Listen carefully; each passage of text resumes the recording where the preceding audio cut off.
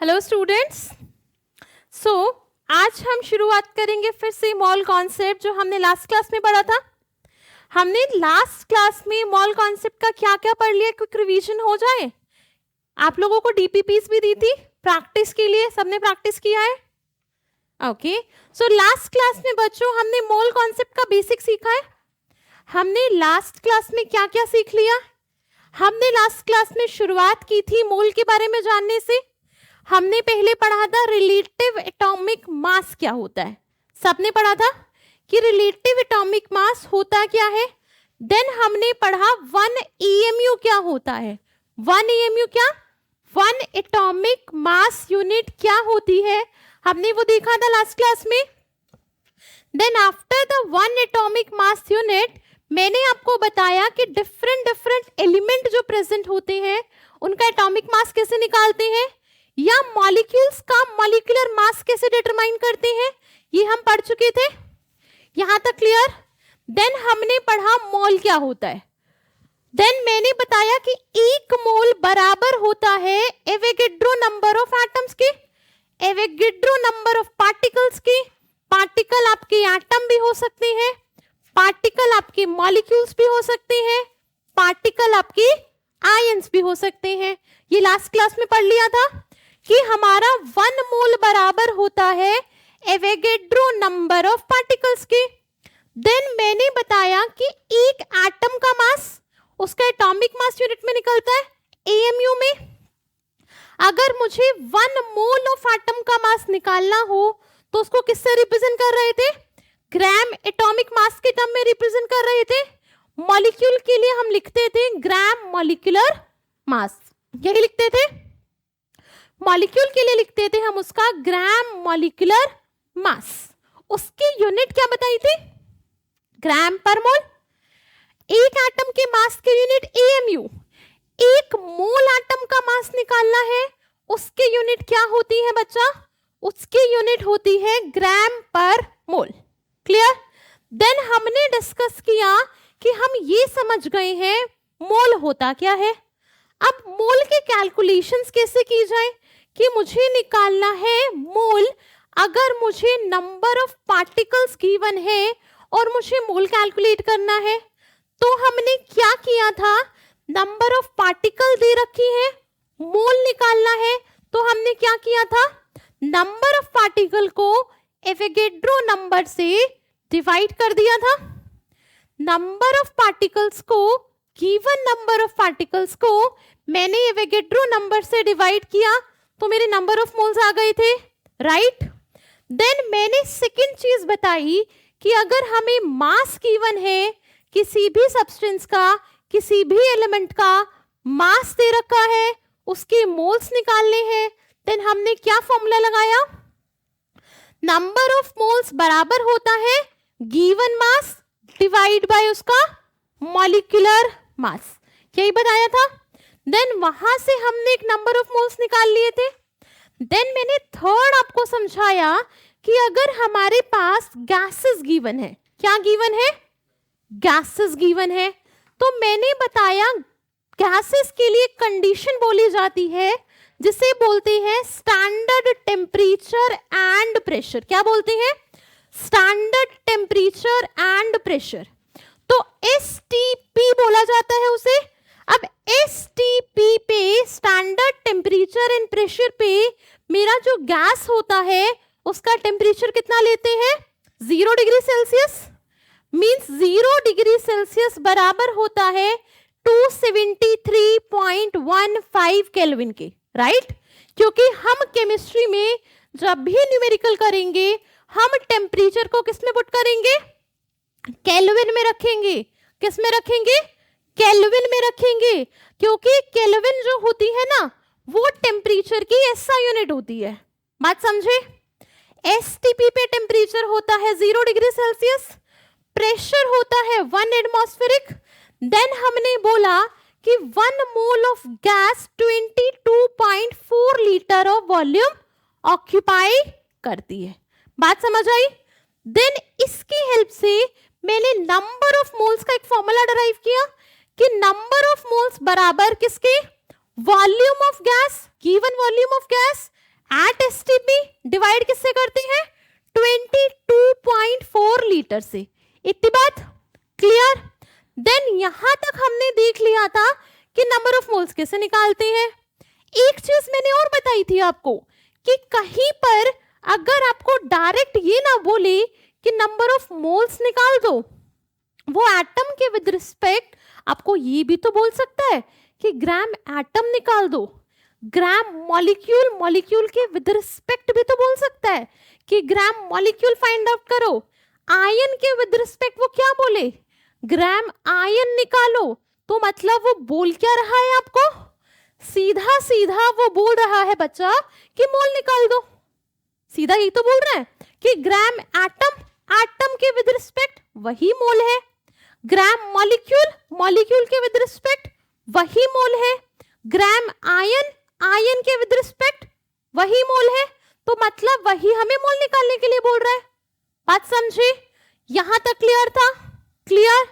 चलो, अगर यहां तक पढ़ के आए हैं तो ये क्वेश्चन देखें जरा। ये आपकी डीपीबी में मैंने क्वेश्चन दिया था। क्वेश्चन क्या कहता है जरा ध्यान से देखें। क्वेश्चन कह रहा है suppose two element x and y, दो एलिमेंट दे रखे हैं x और y, जो कंबाइन होके दो कंपाउंड बना रहे हैं। कौन से कंपाउंड है जरा ध्यान से देखना। XY2 है एंड X2Y3 है। चेक। कहता है व्हेन 0.05 मोल ऑफ XY2 वे कितना? 5 ग्राम, while 5 gram while 3.011 into 10 to the power 23 molecules of X2Y3, इनका वेट कितना दे रखा है? 85 ग्राम।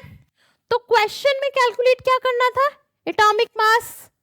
यही क्वेश्चन था। जरा ध्यान से देखो कैसे क्वेश्चन हुआ होगा। आई होप सबने सॉल्व किया होगा। सबने सॉल्व किया होगा।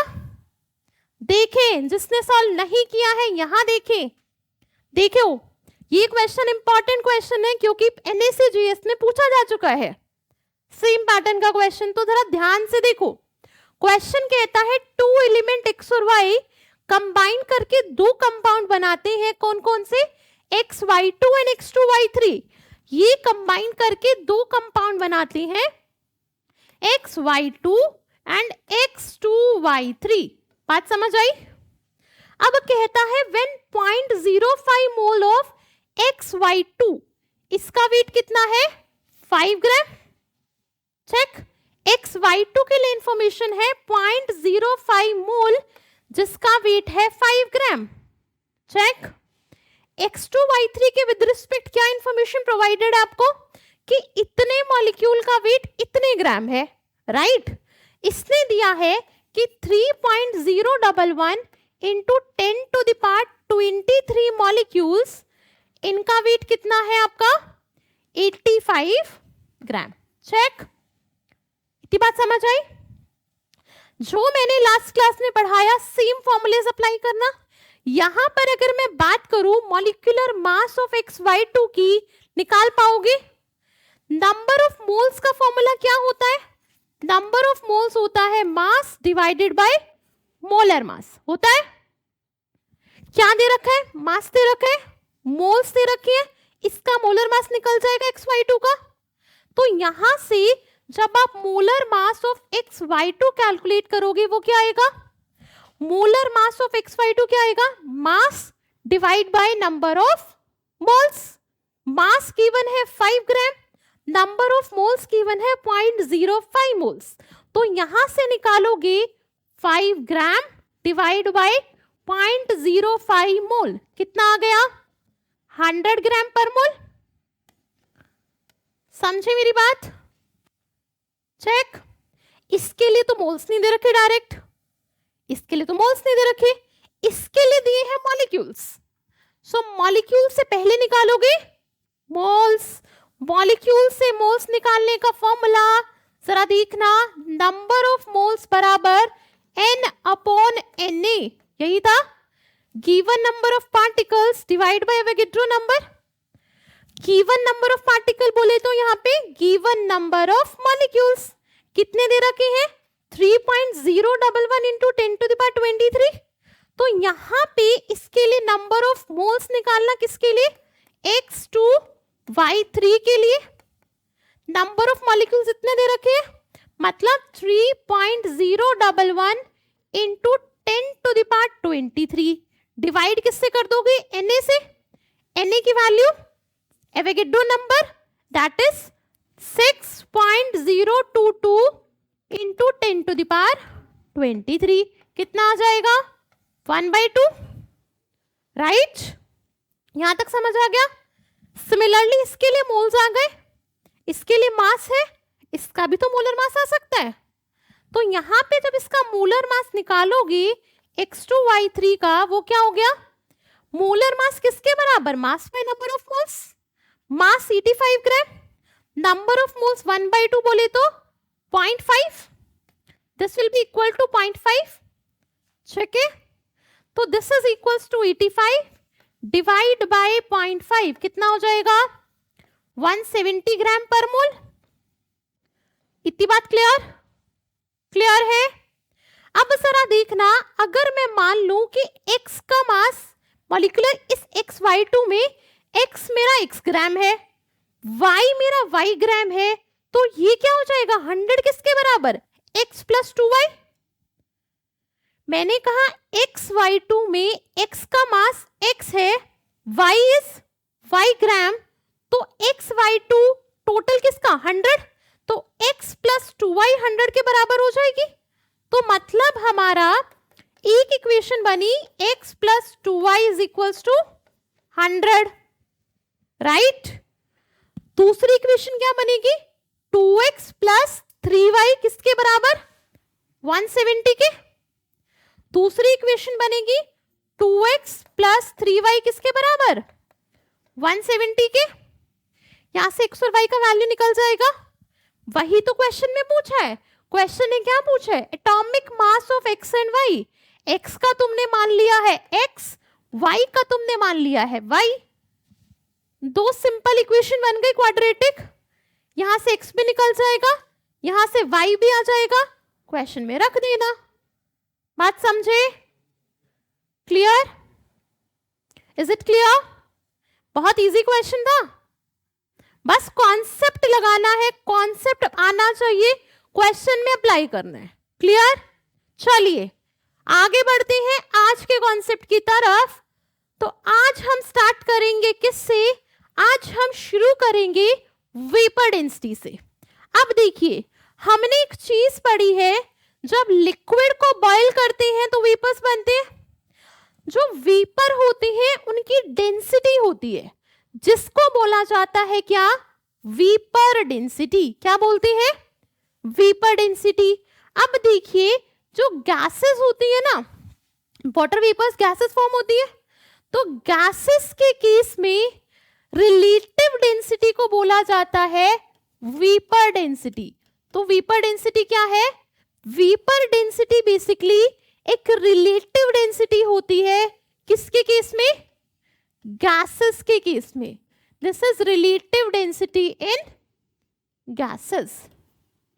अब देखिए, हमें एक चीज पता है कि अगर मैं बात करूं एब्सोल्यूट डेंसिटी की, एब्सोल्यूट डेंसिटी क्या होती है कि किसी भी सब्सटेंस की अपनी डेंसिटी।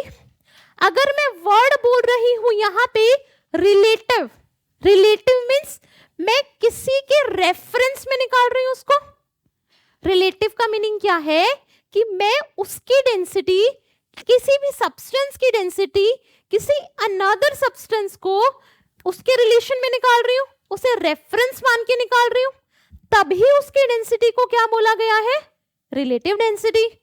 तो गैसेस के केस में जो रिलेटिव डेंसिटी होती है उसे क्या बोला जाता है, वेपर डेंसिटी। इतनी बात समझ आई कि गैसेस के केस में जो रिलेटिव डेंसिटी है उसी को क्या बोलते हैं, वेपर डेंसिटी। अब नेक्स्ट क्वेश्चन आता है कि ये वेपर डेंसिटी है क्या, ये वेपर डेंसिटी है क्या। तो वेपर डेंसिटी है किसी भी गैस की density with respect to hydrogen. देखो जरा, अगर मैं बात करूं वेपर डेंसिटी, वेपर डेंसिटी, मतलब मैं दो गैसेस को कंपेयर करके डेंसिटी ले रही हूं, तो मैं लिख सकती हूं it is equal to density of, it is equals to density of gas 1 divide by density of gas 2. ये बात लिख सकते हैं। इसका मीनिंग क्या है बात का, कि मैं फर्स्ट गैस की डेंसिटी सेकंड गैस को रिलेट करके निकाल रही हूं, उसे रेफरेंस मान के निकाल रही हूं, यही बात का मीनिंग है। अब देखिए, जो यहां पे ये सेकंड गैस ली जाती है जिसके रिलेशन में डेंसिटी निकलती है, वो कौन सी गैस है, हाइड्रोजन गैस है। मतलब मैं इसको बराबर लिख सकती हूं क्या, कि डेंसिटी ऑफ गैस डिवाइड किससे करूं, डेंसिटी किसकी, हाइड्रोजन की, डेंसिटी ऑफ हाइड्रोजन। इतनी बात क्लियर हुई कि मैंने कहा कि मैं जो वेपर डेंसिटी है किसी भी गैस की, वो किसके रेफरेंस में निकाल रही हूं, हाइड्रोजन गैस के रेफरेंस में निकाल रही हूं, कि हाइड्रोजन गैस को रेफरेंस मान के मैं किसी भी गैस की डेंसिटी निकाल सकती हूं। तो वो चीज मेरी क्या हुई, उसकी वेपर डेंसिटी। क्लियर। अब मुझे जरा दिमाग लगा के ये बताओ, क्या इस वेपर डेंसिटी की कोई यूनिट होगी, डेंसिटी की भी यूनिट है, डेंसिटी मास बाय वॉल्यूम ग्राम पर एमएल ले लो, हाइड्रोजन की भी डेंसिटी की सेम यूनिट, यूनिट ऊपर से नीचे कैंसिल होगी, तो मैं ये बोल दूं कि जो ये वेपर डेंसिटी है ये कैसी है, यूनिटलेस है। वेपर डेंसिटी मेरी यूनिटलेस क्वांटिटी है। इतनी बात समझ आ गई, इतनी बात समझ आई है सबको, क्लियर, कि मैं किसी भी गैस की वेपर डेंसिटी कैसे निकाल सकती हूँ, उस गैस की density divide by density of hydrogen. पर अगर मुझे क्वेश्चन में डेंसिटी ही ना दे रखी हो, तो मैंने कहा आपने फॉर्मूला तो ये बना दिया, density of gas divide by density of hydrogen, पर जो न्यूमेरिकल वो दे, वो तो मुझे कोई इंफॉर्मेशन ही ना दे डेंसिटी की। स्टिल वो मुझसे पूछे कि इसकी वेपर डेंसिटी निकाल दो, तब क्या करें, मुझे कुछ और चीज चाहिए जो मेरे नॉन में हो, जिससे मैं उसकी वेपर डेंसिटी इजीली निकाल पाऊं, राइट। मुझे कोई ऐसी चीज चाहिए जो मुझे पता है। अब जरा ध्यान से देखें, यहां तक लिख लिया सबने, जरा देखो यहां गैस लॉ पढ़ोगे तो मैं आपको एक इक्वेशन समझाऊंगी, वो होती है पीवी बराबर एनआरटी। पीवी किसके बराबर होती है, एनआरटी के। यहां पे पी जो होता है वो होता है प्रेशर ऑफ गैस। क्या होता है, प्रेशर ऑफ गैस होता है। वहीं पे जो V होता है वो होता है आपका गैस का वॉल्यूम। क्या होता है, गैस का वॉल्यूम होता है। N क्या है, N is number of moles of gas.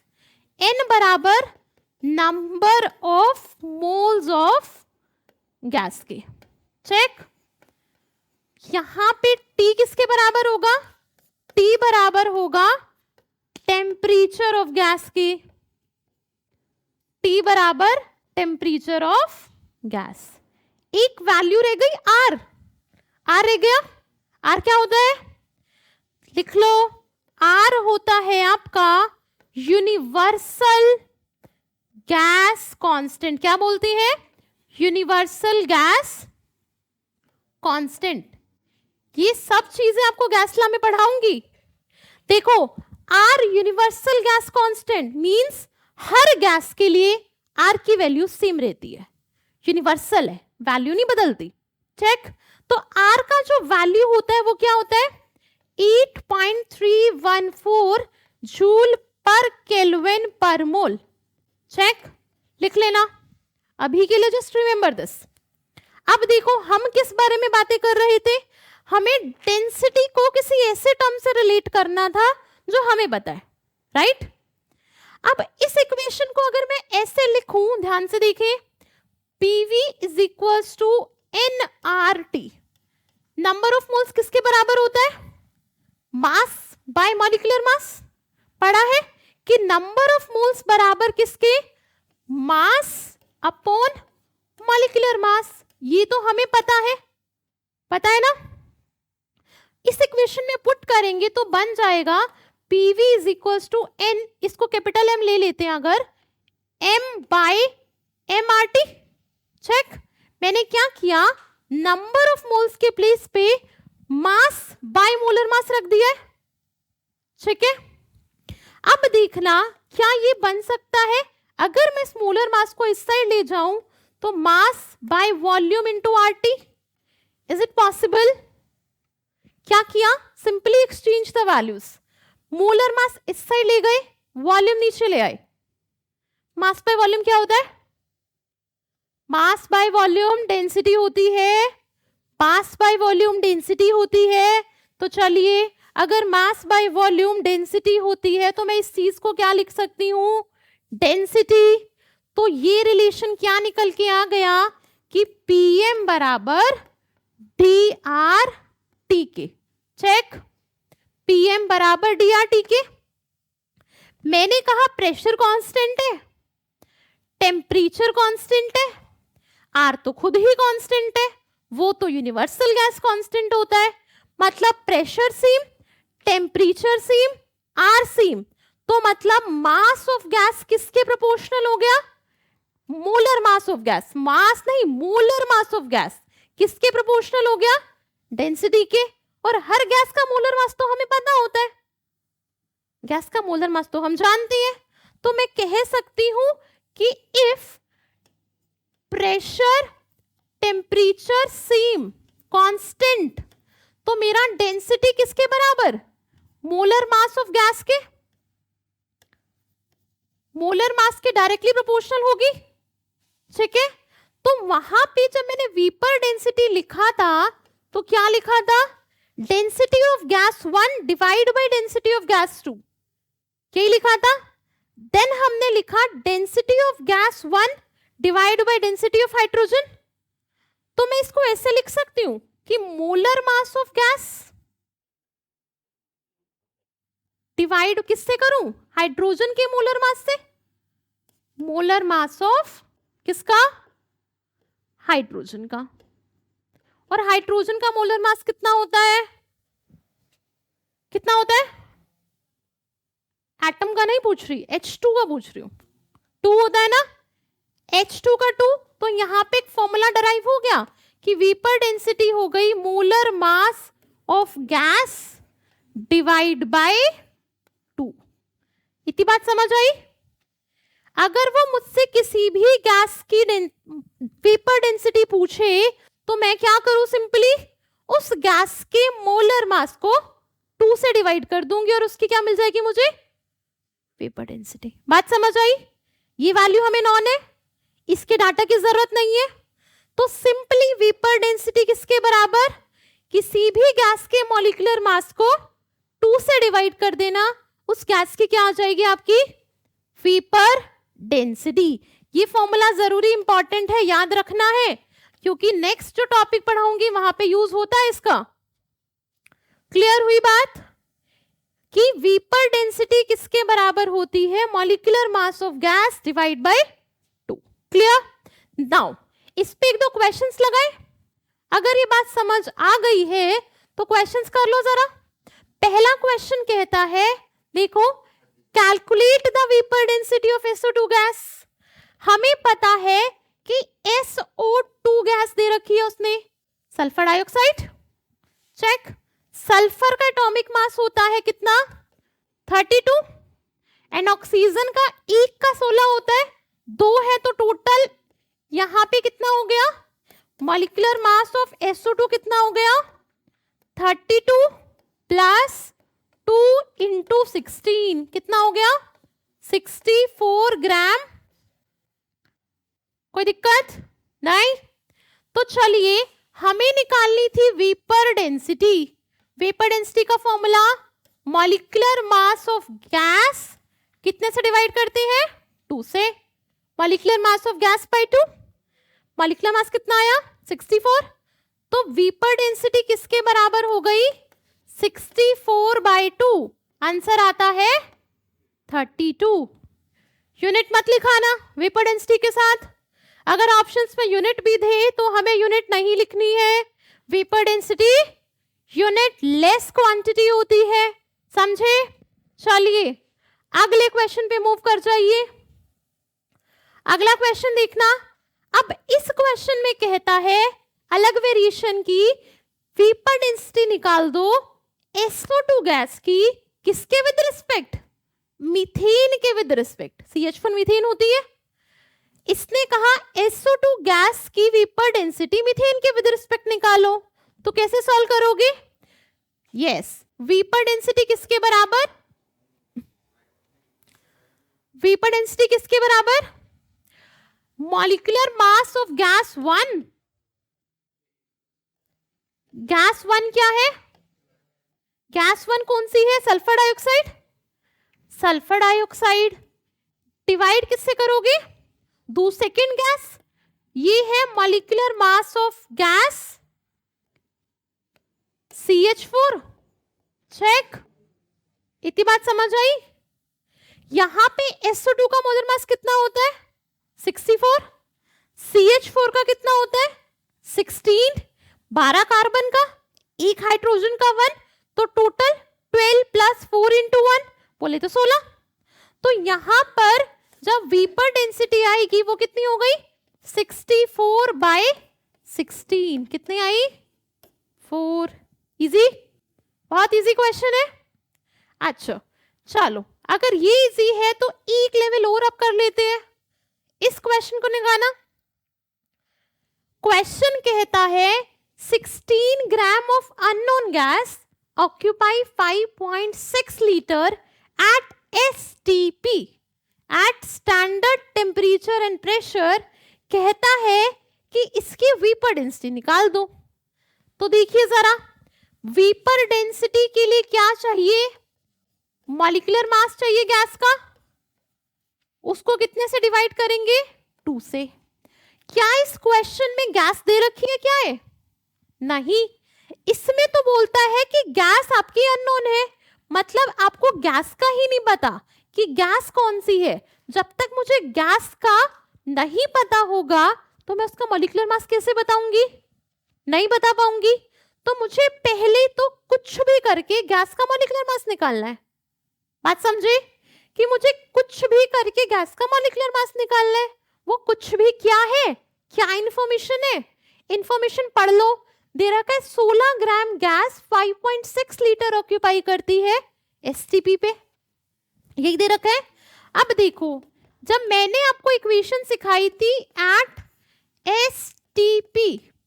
STP पे क्या होता है कि 22.4 litre volume 1 mole of gas occupy करती है।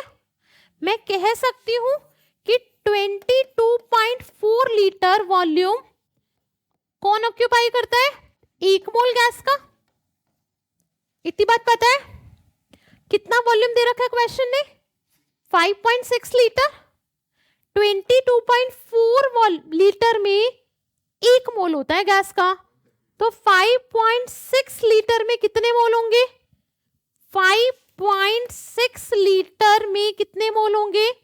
1/22.4 इंटू 5.6 कितना आएगा सॉल्व करके? This is 1/4। चेक, तो यहां से मोल्स निकल गए गैस के मोल्स निकल गए। मेरे पास फॉर्मूला होता है नंबर ऑफ मोल्स बराबर क्या? Given mass upon molecular mass. Number of moles बराबर गिवन मास अपॉन में क्या लेते हैं? मॉलिक्यूलर मास लेते हैं। तो यहां पर देखिए जरा, मेरे पास मोल्स आ गए, मास पता है 16 ग्राम होता है, तो नंबर ऑफ मोल्स कितने? 1/4। मास कितना? 16 ग्राम। तो यहां पे आपका मॉलिक्यूलर मास आ जाएगा, मॉलिक्यूलर मास आ जाएगा। तो मॉलिक्यूलर मास कितना आएगा? 16 multiply by 4, this is equals to 64 gram per mole. ये मोल में है ना, तो यहां पे मॉलिक्यूलर मास निकल कर आएगा कितना? 16 इंटू 4 मीन्स 64 ग्राम पर मोल। क्लियर? इतनी बात समझ आई? ये आ गया, यही तो चाहिए था, और आगे हमें पता है, इतना हम निकाल चुके। आगे हमें फॉर्मूला याद है कि वेपर डेंसिटी बराबर होता है molecular mass of gas by 2k, यही होता है। मॉलिक्यूलर मास 64, वैल्यू रखना, जरा वैल्यू रखो, this will be now equal to 64 upon 2 कितना 32। समझ आया, इजिली समझ आ गया। सो ये क्वेश्चंस आपके क्या थे, वेपर डेंसिटी के। तो यहां से हम एक कंक्लूजन निकाल के चलेंगे कि हम ये सीख गए कि किसी भी गैस की वेपर डेंसिटी अगर मुझे फाइंड आउट करनी है तो वो गैस की मॉलिक्यूलर मास को 2 से डिवाइड कर दोगे तो उसकी वेपर डेंसिटी निकल आएगी। और हम एक और चीज याद रखेंगे कि हम किसके विद रिस्पेक्ट में निकाल रहे हैं इसे, हाइड्रोजन गैस के विद रिस्पेक्ट में। क्लियर हुई इतनी बात, हम वेपर डेंसिटी सीख गए निकालनी। अब देखो इसका एप्लीकेशन कहाँ है। हम नेक्स्ट जो पढ़ने वाले हैं वो हम पढ़ेंगे इंपिरिकल एंड मॉलिक्यूलर फॉर्मूला निकालना। क्या निकालना सीखेंगे, इंपिरिकल एंड मॉलिक्यूलर फॉर्मूला निकालना। तो यहाँ पे इंपिरिकल फॉर्मूला क्या होता है और मॉलिक्यूलर फॉर्मूला क्या होता है, जरा ध्यान से देखिए, देखिए ध्यान दीजिए यहाँ पे। अब देखो क्या लिखा है कि इंपिरिकल फॉर्मूला क्या बताता है, ये सिंपली सिंपलेस्ट रेशियो बताता है एटम्स का, किसके अंदर, कंपाउंड के अंदर। पर जो मॉलिक्यूलर फॉर्मूला है वो क्या बता रहा है, मॉलिक्यूलर फॉर्मूला बताता है exact number of different type of atom किसी भी मॉलिक्यूल के अंदर। मैंने कहा empirical formula simply simplest whole number ratio बताता है, बट मॉलिक्यूलर फॉर्मूला मेरे को एग्जैक्ट नंबर ऑफ एटम बताता है। जैसे एग्जांपल देखना, मैंने कहा बेंजीन, बेंजीन का फॉर्मूला क्या, C6H6, यही होता है। बेंजीन का मॉलिक्यूलर फॉर्मूला C6H6। इससे क्या पता लगा, इससे पता लगा कि बेंजीन के अंदर 6 कार्बन है और इसके अंदर 6 हाइड्रोजन है। एग्जैक्ट नंबर ऑफ एटम पता लग गए कि बेंजीन के अंदर 6 कार्बन प्रेजेंट होते हैं, 6 हाइड्रोजन प्रेजेंट होती है। इससे मुझे एग्जैक्ट नंबर ऑफ एटम्स की इंफॉर्मेशन मिली। कार्बन और हाइड्रोजन के कितने कितने एटम प्रेजेंट है बेंजीन के अंदर, ये मुझे किसने बताया, उसके मॉलिक्यूलर फॉर्मूला ने। मींस मॉलिक्यूलर फॉर्मूला ने मुझे क्या बताया, एग्जैक्ट नंबर ऑफ एटम कितने प्रेजेंट है किसी भी एलिमेंट के, उसके कंपाउंड में। बात समझ आई। पर अगर मैं कहूं ये जो C6H6 है इसमें रेशियो क्या है, 6:6 है, इसका रेशियो क्या होगा एटम्स का, 6:6 होगा। सिंपलेस्ट लिखोगे तो क्या हो जाएगा, 1:1, सिंपलेस्ट ये आ जाएगा, 6 से 6 कैंसिल हो जाएगा, तो सिंपलेस्ट हो गया 1:1। तो यहां पे सिंपलेस्ट रेशियो क्या है एटम्स का, 1:1 है। तो अगर मैं इसका एम्पिरिकल फॉर्मूला लिखूं वो क्या हो जाएगा, CH हो जाएगा। CH क्या बताता है, सिर्फ कि एटम्स जो है कंपाउंड में किस रेशियो में प्रेजेंट है, किस रेशियो में है, 1:1 में प्रेजेंट है। तो ये क्या है इसका एम्पिरिकल फॉर्मूला, ये सिर्फ मुझे सिंपलेस्ट रेशियो की जानकारी दे रहा है। पर ये क्या है, इसका मॉलिक्यूलर फॉर्मूला है। मॉलिक्यूलर फॉर्मूला मुझे एग्जैक्ट नंबर ऑफ एटम्स के बारे में बता रहा है। इतनी बात समझ आई कि मॉलिक्यूलर फॉर्मूला होता क्या है, एम्पिरिकल फॉर्मूला होता क्या है। क्लियर। चलिए हम यहां तक ये तो समझ गए कि एम्पिरिकल फॉर्मूला क्या होता है, मॉलिक्यूलर फॉर्मूला क्या होता है, समझ गए। तो कुछ कंपाउंड लिखते हैं और देखते हैं कि उनका एम्पिरिकल फॉर्मूला क्या होगा, उनका मॉलिक्यूलर फॉर्मूला क्या होगा। जरा देखिए यहाँ पे, अगर मैं पहले लिखूं मीथेन, मीथेन, मीथेन का मुझे बताइए कि empirical formula, empirical formula and molecular formula दोनों बताने हैं। Empirical formula and molecular formula. Methane का क्या होता है फॉर्मूला? CH4। मीथेन का फॉर्मूला होता है CH4, यही होती है। इसमें तो सिंपलेस्ट रेशियो 1:4 ही है, इससे छोटा तो नहीं हो सकता रेशियो। मतलब जो इसका एम्पिरिकल फॉर्मूला है वही इसका मॉलिक्यूलर फॉर्मूला है। मेरी बात समझे? रेशियो क्या है? 1:4 है।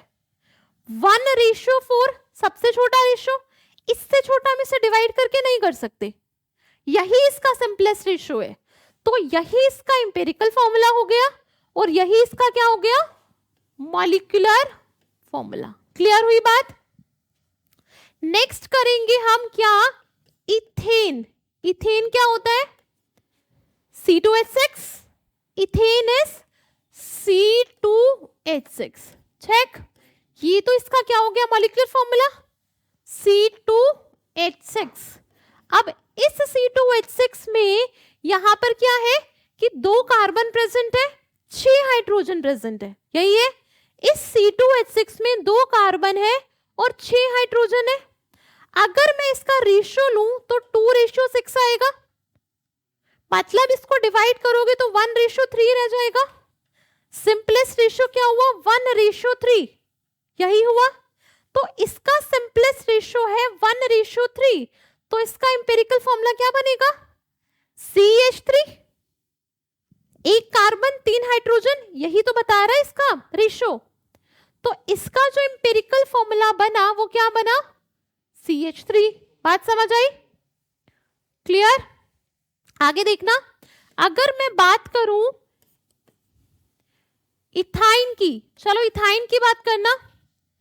इथाइन क्या होता है? C2H2, कार्बन और कार्बन का ट्रिपल बॉन्ड होता है। तो यहां पे ये क्या होता है? C2H2। C2H2, ये तो इसका मॉलिक्यूलर फॉर्मूला हो गया। C2H2 तो इसका मॉलिक्यूलर फॉर्मूला हो गया। अब मुझे बताना इसका एम्पिरिकल फॉर्मूला क्या होगा? CH, क्योंकि रेशियो क्या है इसका? 2:2। सिंपल करोगे तो क्या आ जाएगा? 1:1। मतलब 1 कार्बन 1 हाइड्रोजन, राइट? तो इसका फॉर्मूला हो गया CH। कोई दिक्कत? बेंजीन के केस में अगर मैं बातें करूं, बेंजीन का क्या होता है?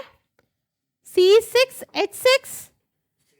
बेंजीन है C6H6, यही है। बेंजीन है C6H6। तो रेशियो क्या है? 6:6 मीन्स 1:1, राइट? तो इसका भी एम्पिरिकल फॉर्मूला क्या निकल के आएगा? CH आएगा। ठीक। अगर मैं प्रोपीन की बात करूं, प्रोपीन क्या होता है? कैन बी से। प्रोपीन क्या होता है? C3H8। C3H8। चेक। अब मुझे बताना प्रोपीन के केस में एम्पिरिकल और मॉलिक्यूलर फॉर्मूला क्या बनेगा? सेम ही रहेगा, क्योंकि रेशियो 3:8 आएगा। उससे सिंपलेस्ट ये जा नहीं सकता। तो यही इसका एम्पिरिकल फॉर्मूला है और यही इसका। चेक। नेक्स्ट लिख लो, ग्लूकोज के बारे में बताना मुझे जरा। ग्लूकोज क्या होता है? C6H12O6, यही होता है। मतलब ग्लूकोज होता है C6H12O6। चेक। यहां पे जो रेशियो है क्या है? 6:12:6, मतलब रेशियो 1:2:1, यही है। मतलब इसका फॉर्मूला हो गया CH2O। कोई दिक्कत? यही फ्रक्टोज का होता है, लिख लेना कि ग्लूकोज और फ्रक्टोज का फॉर्मूला सेम होता है। चेक। क्लियर? कि हमें किसी का भी एम्पिरिकल फॉर्मूला बताना है, किसी का भी मॉलिक्यूलर फॉर्मूला बताना है, बता देंगे। इतनी बात समझ आ गई कि एम्पिरिकल फॉर्मूला कैसे निकालते हैं एंड मॉलिक्यूलर फॉर्मूला कैसे निकालते हैं। ये तो हो गई थियोरेटिकल बातें। क्वेश्चन तो थियोरेटिकल नहीं आएगा, क्वेश्चन तो न्यूमेरिकल आएगा कि calculate the empirical formula, calculate the molecular formula. Question तो मुझसे न्यूमेरिकल पूछेगा, तो मुझे न्यूमेरिकल अप्रोच भी आनी चाहिए कि मैं न्यूमेरिकल कैसे सॉल्व करूं, एम्पिरिकल फॉर्मूला की या मॉलिक्यूलर फॉर्मूला की, कि मैं न्यूमेरिकल कैसे सॉल्व करूं, आना चाहिए। चलिए जरा पढ़ लेते हैं न्यूमेरिकल कि कैसे सॉल्व किए जाए एम्पिरिकल फॉर्मूला या मॉलिक्यूलर फॉर्मूला के। चलिए शुरुआत करते हैं पहले क्वेश्चन से। क्वेश्चन कहता है कि फोजीन, फोजीन एक पॉइजनस गैस होती है। This gas was used during the world war first and that contains कितना, इसने कहा 12.1% कार्बन है इस गैस में, 16.2% ऑक्सीजन है इस गैस में एंड 71.7% क्लोरीन है बाय मास। ठीक है, देन पूछा इसने what is the empirical formula of phosgene, यही पूछा। क्लियर। अब देखो इसने मतलब परसेंटेज बाय मास दे रखा है। परसेंटेज बाय मास का मीनिंग है इनका पर्टिकुलर परसेंटेज मींस इनका मास दे रखा है। क्लियर। देन देखो हम कैसे सॉल्व करेंगे, एलिमेंट क्या है हमारे पास, कार्बन गिवन है, सेकंड क्या गिवन है, ऑक्सीजन, एंड देन हमें क्या गिवन है, क्लोरीन। ठीक है, यही दे रखे एलिमेंट्स। कार्बन का मास कितना दे रखा है, परसेंटेज अगर मैं बात करूं कितनी दे रखी है, 12.1%, 12.1% दे रखा है। एंड ऑक्सीजन का कितना दे रखा है, 16.2%, एंड क्लोरीन कितना दे रखा है, 71.7%, यही दे रखा है, इतना दे रखा है। अब अगर मैं इनका मास निकालूं तो मास भी तो परसेंटेज बाय मास इतना ही है, तो मास कितना है 12.1 gram, this is 16.2 gram and this will be equal to 71.7 gram. Clear. Molar mass पता है हर एक का, मुझे कार्बन का भी पता है, ऑक्सीजन का भी पता है, क्लोरीन का भी पता है, तो मैं यहां पर इनका मोलर मास रख दूं। मोलर मास कितना कार्बन का, 12 ग्राम पर मोल, और मेरे पास ऑक्सीजन का कितना होता है 16 ग्राम पर मोल, क्लोरीन का कितना होता है 35.5 ग्राम पर। ठीक। नेक्स्ट स्टेप क्या होता है कि हमें निकालना होता है नंबर ऑफ मोल। क्या निकालना होता है, नंबर ऑफ मोल्स निकालने होते हैं। तो नंबर ऑफ मोल्स का क्या फॉर्मूला लगेगा, given mass divide bye molar मास। तो यहां पे नंबर ऑफ मोल्स कार्बन के क्या निकलेंगे, 12.1 by 12, this will be equals to 12.1 by 12 means ये 1 के अप्रॉक्स आएगा, राइट। अगर मैं ऑक्सीजन के केस में निकालूं तो वो क्या हो जाएगा 16.2 by 16, तो ये भी अप्रॉक्स 1 आएगा। अगर मैं यही चीज क्लोरीन के केस में निकालूं नंबर ऑफ मोल्स, तो क्या आएगा 71.7 डिवाइड बाय 35.5, ये 2 के अप्रॉक्स वैल्यू आएगी। तो मतलब मेरे पास कार्बन कितने 1, ऑक्सीजन कितना 1, क्लोरीन कितने 2, तो मेरे पास कार्बन है 1, ऑक्सीजन है 1, क्लोरीन कितने हैं 2। तो इसका एम्पिरिकल फॉर्मूला क्या बन गया, COCl। तो इसका जो एम्पिरिकल फॉर्मूला निकल कर आया बच्चा, वो क्या निकल कर आया, COCl2। तो कौन सा ऑप्शन करेक्ट हो गया, COCl2 कहां दे रखा है, ऑप्शन ए में। क्लियर। तो अगर मुझसे क्वेश्चन में पूछा जाए एम्पिरिकल फॉर्मूला निकालना है तो निकाल लेंगे। क्लियर। चलिए हम एक चीज सीख गए कि एम्पिरिकल फॉर्मूला कैसे निकलता है। अगली चीज कि मुझे मॉलिक्यूलर फॉर्मूला भी तो निकालना आना चाहिए, क्वेश्चन में मॉलिक्यूलर फॉर्मूला भी तो पूछ सकता है। हमें एम्पिरिकल फॉर्मूला निकालना आ गया, क्या मैं एम्पिरिकल फॉर्मूला मास निकाल सकती हूँ। एग्जाम्पल लो, बेंजीन का एग्जाम्पल लेना। अभी मैंने पढ़ाया आपको कि जो बेंजीन होता है, बेंजीन का मॉलिक्यूलर फॉर्मूला क्या होता है, बेंजीन का मॉलिक्यूलर फॉर्मूला क्या होता है, C6H6, राइट। बेंजीन का मॉलिक्यूलर फॉर्मूला C6H6। देन इसका एम्पिरिकल फॉर्मूला क्या निकला था? एम्पिरिकल फॉर्मूला निकला CH, ठीक है। तो इस अगर मेरा क्वेश्चन में एम्पिरिकल फॉर्मूला निकल गया है तो मैं क्या एम्पिरिकल फॉर्मूला का मास निकाल सकती हूँ? उसी को क्या बोलते हैं? एम्पिरिकल फॉर्मूला मास। क्या बोलते हैं?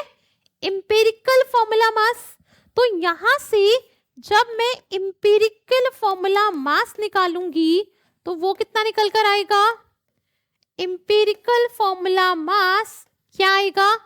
एक कार्बन है, एक हाइड्रोजन है, तो क्या हो जाएगा? 12 प्लस 1 मीन्स 13 ग्राम पर मोल। यही होगा। चेक। हमें मॉलिक्यूलर फॉर्मूला पता है अभी हाल फिलहाल के लिए, मॉलिक्यूलर मास भी निकल सकता है। तो मुझे मॉलिक्यूलर मास कितना मिल जाएगा? मॉलिक्यूलर मास हो गया क्या? कार्बन 6 है तो 6 इंटू 12 प्लस 6 कितना? 78 ग्राम पर मोल। क्लियर? क्लियर? तो यहां से मैं एक x का वैल्यू फाइंड आउट कर सकती हूँ, या n लिख लो, n का वैल्यू फाइंड आउट कर सकती हूँ। वो किसके बराबर? मॉलिक्यूलर मास के। डिवाइड किससे करें? एम्पिरिकल फॉर्मूला मास के। एम्पिरिकल फॉर्मूला मास की। तो यहां से n की वैल्यू क्या निकल कर आई आपकी? 78/13। This will be equal to 78/13। कितना निकल कर आ गया? 6 आ गया। तो यहां से मेरे को जो n मिला वो क्या मिला? Molecular mass divide by empirical formula mass. This is numerically equal to 6 here. Check. अब देखिए जरा कि मेरे को ये वैल्यू 6 मिल गई इस फॉर्मूला की हेल्प से। इस फॉर्मूले से मुझे इस n की वैल्यू मिल गई। अगर मैं एम्पिरिकल फॉर्मूला को इस n से मल्टीप्लाई कर दूं तो मेरे पास क्या मॉलिक्यूलर फॉर्मूला आ जाएगा?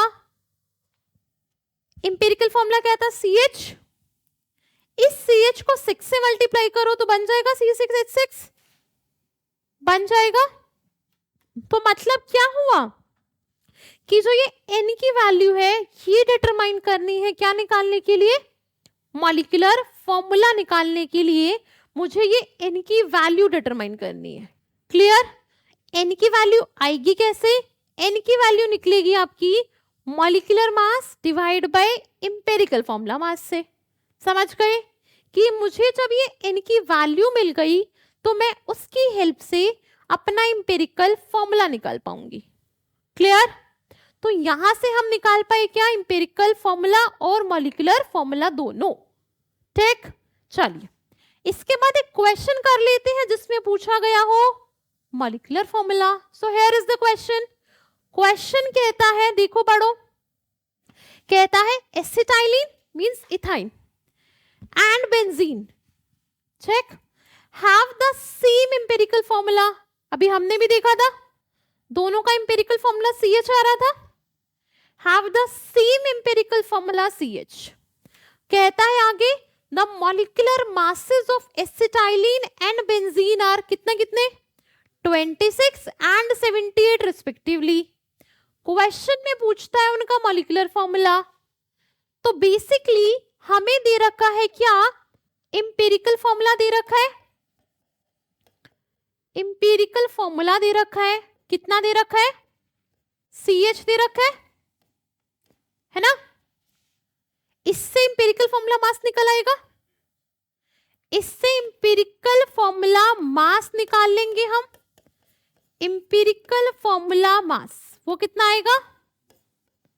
13, कार्बन का 12, हाइड्रोजन का 1, मतलब ये आ गया 13 ग्राम पर मोल। चेक। मेरे को क्वेश्चन में और क्या इंफॉर्मेशन गिवन है? मॉलिक्यूलर मास दे रखा है एसिटाइलिन का कितना? 26। तो मेरे को दे रखा है मॉलिक्यूलर मास ऑफ एसिटाइलिन कितना 26 ग्राम पर मोल। तो मैंने एक फॉर्मूला सिखाया अभी n की वैल्यू निकालने का, वो किसके बराबर होता है, molecular mass divide by empirical formula mass. Molecular mass कितना 26, एम्पिरिकल फॉर्मूला मास कितना 13। तो कितना आया n की वैल्यू निकल के 2, n की वैल्यू 2 आ गई। किसके लिए, एसिटाइलिन के लिए, एसिटाइलिन के लिए मेरी n की वैल्यू 2 आ गई। तो मैं क्या लिख सकती हूँ एसिटाइलिन के लिए, मेरा जो मॉलिक्यूलर फॉर्मूला है वो किसके बराबर 2 into empirical formula. Empirical formula क्या है CH, मतलब ये हो गया CH का होल ट्वाइस। ऐसे लिखोगे ना, मैथ्स थोड़ी मल्टीप्लाई थोड़ी कर दोगे, केमिस्ट्री के टर्म में तो ऐसे लिखोगे। मतलब ये क्या हो गया C2H2, यही होता है एसिटाइलिन का मॉलिक्यूलर फॉर्मूला। बात समझ आई। सिमिलरली बेंजीन के लिए कर सकते हैं। बेंजीन के लिए क्वेश्चन में क्या दिया है आपको, बेंजीन का सिमिलरली मॉलिक्यूलर मास दे रखा है, बेंजीन का कितना दे रखा है 78 ग्राम पर मोल। ठीक है, सेम एम्पिरिकल फॉर्मूला बोल रहा है, मींस उसका भी एम्पिरिकल फॉर्मूला मास बराबर होगा। तो यहां से जब मैं n की वैल्यू किसके लिए निकालूंगी, बेंजीन के लिए, वो कितनी आएगी 78/13, मतलब 6 आएगी, 6 आएगी। ठीक है, तो यहां से बेंजीन का मॉलिक्यूलर फॉर्मूला क्या हो जाएगा, एम्पिरिकल फॉर्मूला CH का होल 6, मतलब C6H6। चेक निकाल पाएंगे कि जब हमें एम्पिरिकल फॉर्मूला दे और हमसे क्या पूछे मॉलिक्यूलर फॉर्मूला, तो हमें सबसे पहले क्या करना है, हमें उसका एम्पिरिकल फॉर्मूला मास निकाल लेना है। क्या निकाल लेना है, एम्पिरिकल फॉर्मूला मास निकाल लेना है। ठीक, उसने मॉलिक्यूलर मासेस दे रखे थे क्वेश्चन में, तो हमने n की वैल्यू निकाल ली, n की वैल्यू बराबर molecular mass divide by empirical formula mass, right. Molecular mass divide by empirical formula mass. Molecular mass ethyne के लिए क्या दे रखा था 26 डिवाइड बाय 13 बराबर 2, 13/26/13 2। चेक, तो यहां पे एम्पिरिकल फॉर्मूला CH था, तो 2 से मल्टीप्लाई करोगे तो क्या हो गया C2H2। क्लियर। सिमिलरली बेंजीन के लिए मॉलिक्यूलर फॉर्मूला गिवन था, सॉरी मॉलिक्यूलर मास गिवन था कितना 78 ग्राम पर मोल। एम्पिरिकल फॉर्मूला कहा था सेम है, तो उसका एम्पिरिकल फॉर्मूला मास भी सेम रहेगा। तो मतलब एम्पिरिकल फॉर्मूला मास आ गया 13 ग्राम पर मोल।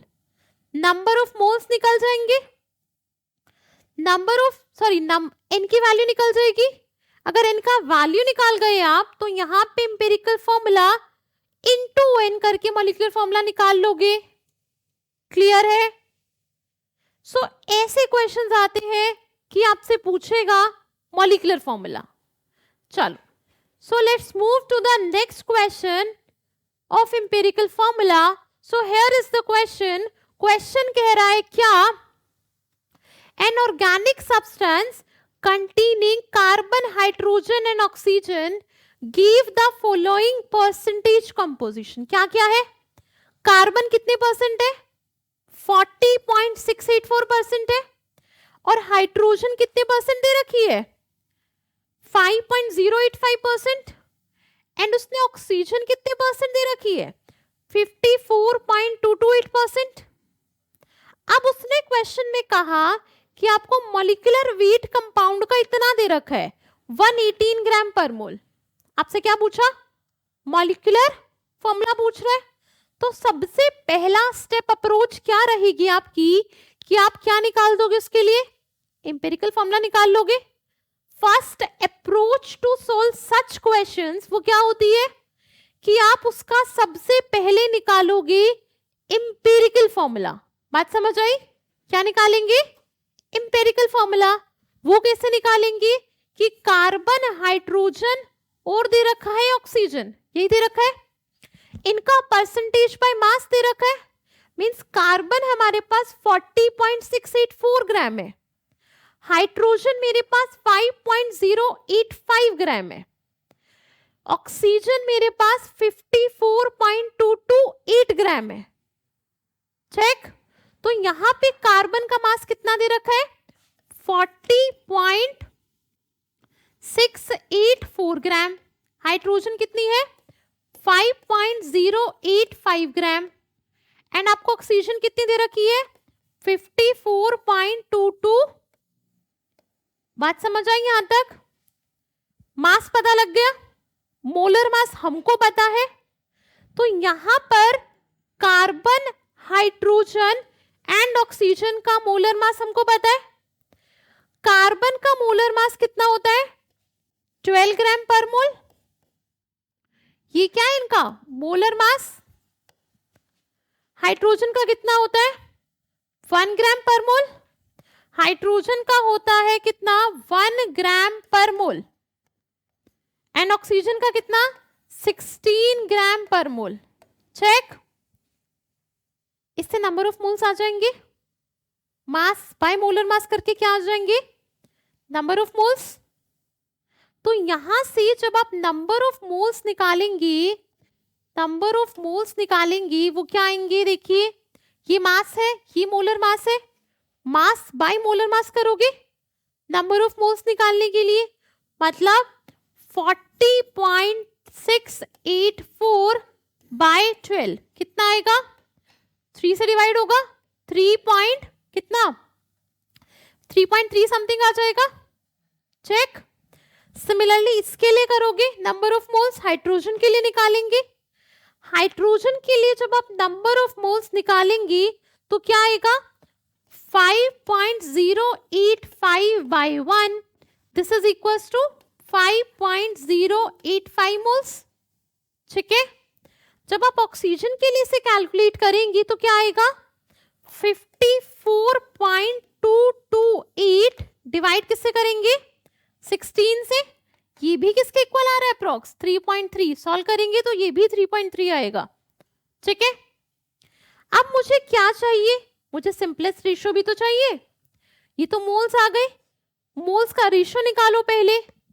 तो रेशियो जब आप निकालेंगे तो रेशियो निकालने के लिए आप क्या करेंगे बच्चा कि जो सबसे छोटी वैल्यू है ना सबको उससे डिवाइड कर दो। मैंने क्या कहा, जो सबसे छोटी वैल्यू है इन सब में सबसे छोटा क्या 3.3, तो सबको इस छोटी वैल्यू से डिवाइड कर दो। मींस क्या करोगे हर किसी को यहाँ पे 3.3 से आप डिवाइड कर देंगे। समझ आई बात, सबसे छोटी वैल्यू से डिवाइड करना है।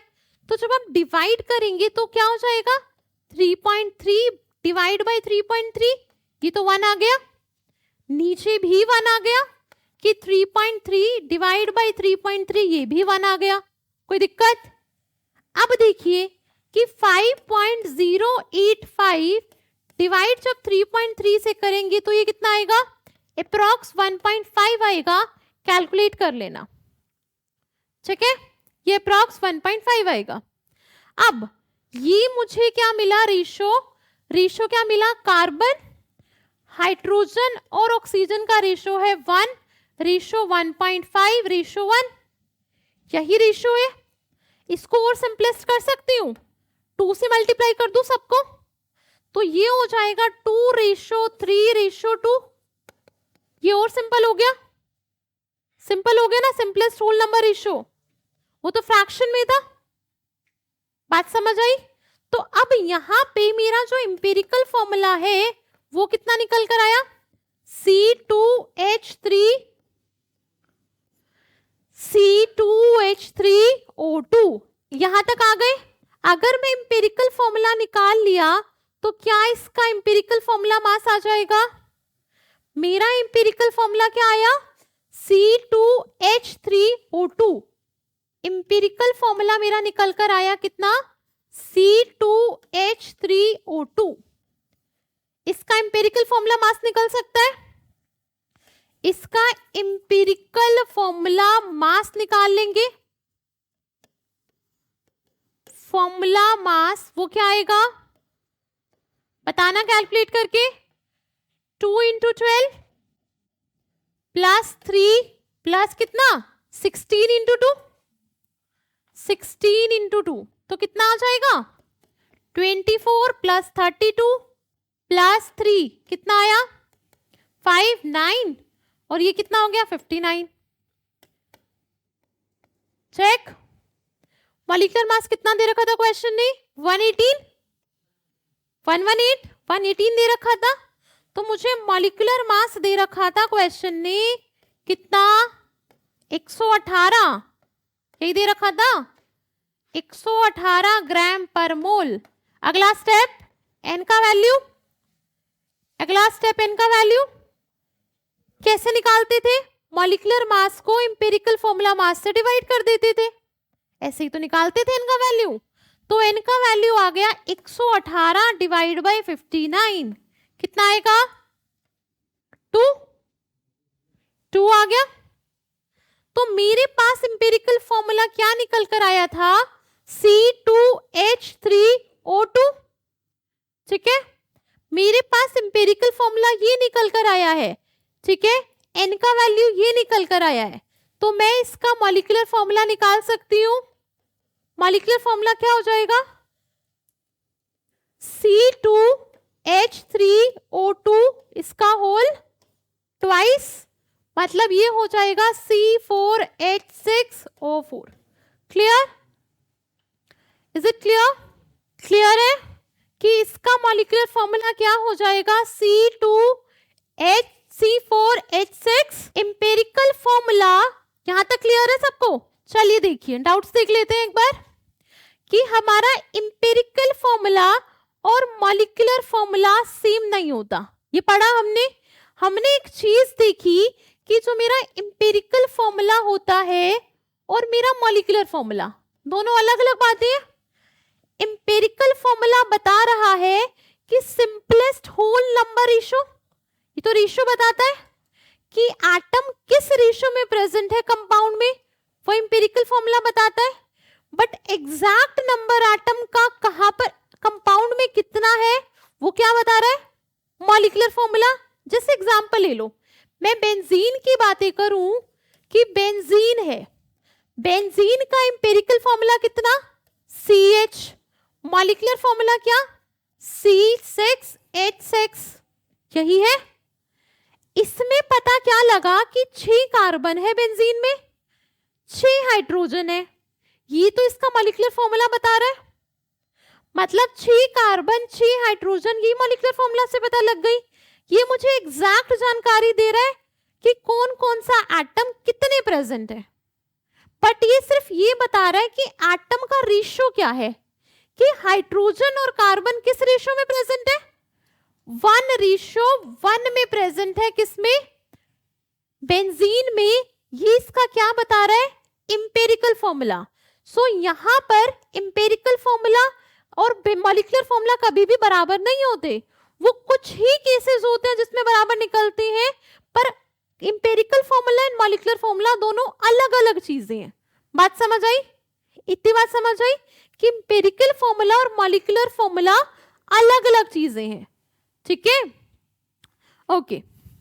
जब मॉलिक्यूलर मास भी फाइंड आउट करना होगा, देखिए जरा कि अगर मेरे को क्वेश्चन आए वेपर डेंसिटी का, तो पहली बात मैंने लास्ट क्लास में सिखाया था कि मॉलिक्यूलर मास कैसे निकालते हैं, याद कराए थे कुछ कंपाउंड्स के मॉलिक्यूलर मास। तो मुझे पता है, सपोज कीजिए कि मेरे पास CO2 गैस है, CO2 गैस है, ये बनती है कार्बन और ऑक्सीजन से। तो मैंने कहा इसका मॉलिक्यूलर मास निकालने के लिए आप क्या करेंगे, इनके एटॉमिक मासेस को ऐड कर देंगे। यही कर रहे थे कि कार्बन का एटॉमिक मास होता है 12, एक ऑक्सीजन का होता है 16, तो यहां पे 2 इंटू 16, तो ये कितना हो गया 12 प्लस 32 मीन्स 44 ग्राम पर मोल। ये हमें पता है, ये इंफॉर्मेशन हमें याद है, यहां तक याद है। अगर ये तो इंफॉर्मेशन हमें खुद से ही पता है, तो तभी हम वेपर डेंसिटी निकाल पाएंगे, is equals to molecular mass by 2। एक चीज ये, अगर मॉलिक्यूलर मास ना पता हो, कोई अननोन गैस दे दे तो उस अननोन गैस की वो तब हमें वेपर डेंसिटी देगा, तभी पूछेगा इसका मॉलिक्यूलर मास निकाल दो। कोई एक चीज तो देगा ना। बात समझ आई कि अगर मुझे मॉलिक्यूलर मास दे रखा है तो वेपर डेंसिटी निकल जाएगी। अगर उसने पूछा कोई अननोन गैस है जिसकी वेपर डेंसिटी दे रखी हो उसने और मुझसे पूछा हो इसका मॉलिक्यूलर मास बता दीजिए, तो मैं क्या करूंगी, उसकी वेपर डेंसिटी को 2 से मल्टीप्लाई कर दूंगी, तब मुझे उसका क्या निकल जाएगा, मॉलिक्यूलर मास। क्लियर हुई doubts? Clear? Doubts clear? Okay. अगर ये समझ आ गया कि मॉलिक्यूलर फॉर्मूला कैसे निकलता है, एम्पिरिकल फॉर्मूला कैसे निकलता है, एंड हम वेपर डेंसिटी निकालना भी सीख गए, तो कहीं कहीं क्वेश्चन में क्या गिवन होगा कि वेपर डेंसिटी हमें एम्पिरिकल फॉर्मूला में यूज कराएगा। कैसे, जरा ध्यान से देखना कि सपोज करो वो आपसे एम्पिरिकल फॉर्मूला निकालना पूछ ले, जैसे भी लास्ट क्वेश्चन था बेंजीन वाला, कि अगर वो मुझसे मॉलिक्यूलर मास ना दे के, मॉलिक्यूलर मास डायरेक्ट ना दे के वो मुझे क्या दे, उसकी वेपर डेंसिटी दे दे। क्या दे दे? Vapour density. तो मैं क्या उस गैस का मॉलिक्यूलर मास निकाल लूंगी, मॉलिक्यूलर मास निकाल लूंगी, तो मैं डायरेक्ट क्या लगाऊंगी कि वेपर डेंसिटी बराबर होता है मॉलिक्यूलर मास अपॉन 2, राइट। तो ये चीज वो क्वेश्चन में इनकॉर्पोरेट कर सकता है कि आपको वो डायरेक्ट गैस का मोलर मास ना देके क्या दे दे, उसकी वेपर डेंसिटी दे देगा। तो आप क्या निकाल लेंगे, पहले उसका मॉलिक्यूलर मास निकाल लेंगे, देन फर्दर आपकी कैलकुलेशन करके उसका मॉलिक्यूलर फॉर्मूला निकाल लेंगे। बात समझे? ये यहां पे इनकॉर्पोरेट होता है कॉन्सेप्ट। क्लियर है? सबको समझ आ गया? बढ़े आगे? सबको समझ आ गया तो बढ़ जाए आगे। ओके, सो हम ये क्वेश्चंस कर चुके हैं। एक लास्ट क्वेश्चन, अगर सबको समझ आ गया है तो ये क्वेश्चन कर दीजिए। क्वेश्चन बहुत इजी सा क्वेश्चन है। क्या कहता है क्वेश्चन कि element X with atomic mass 10, ठीक है, was allowed to react completely with Y of atomic mass कितना, 20, to form a compound। Compound का मॉलिक्यूलर फॉर्मूला निकालना है। अब कहता है when this compound was analyzed it was found that it contains 60% of X and 40% of Y by weight, ठीक है। मतलब उसने कहा X का मास कितना, X दे रखे 60% ऑफ X, 60% बोले तो 60 ग्राम, X बोले तो 60 ग्राम, ठीक है। X कितना, परसेंटेज का मीनिंग क्या है, परसेंटेज बाय मास का मीनिंग होता है उसका मास दे रखा है। परसेंटेज बाय मास का मीनिंग है मास गिवन है, ठीक है। मतलब X कितने परसेंट है, 60%, 60% मीन 60 ग्राम गिवन है, तो X गिवन है मुझे 60 ग्राम। Y कितना गिवन है बता दीजिए, Y कितने परसेंट है, 40% है। Y अगर 40% है मतलब Y कितना गिवन है, 40 ग्राम। 40% बोले तो Y गिवन है 40 ग्राम, Y गिवन है 40 ग्राम। अब मुझे X और Y का जरा देखिए, यहां एटॉमिक मास दे रखा है कि X का एटॉमिक मास 10 है, Y का एटॉमिक मास कितना है, 20। Y का एटॉमिक मास 20 दे रखा है, तो मेरे पास एटॉमिक मास X का गिवन है कितना, 10 ग्राम पर मोल, एंड Y का कितना है, 20 ग्राम पर मोल। इतनी बात समझ आई।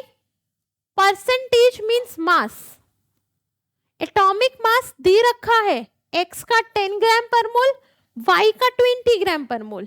अगले स्टेप क्या होता है हमारा, नंबर ऑफ मोल्स निकालना। अगला स्टेप हमारा होता है नंबर ऑफ मोल्स निकालना।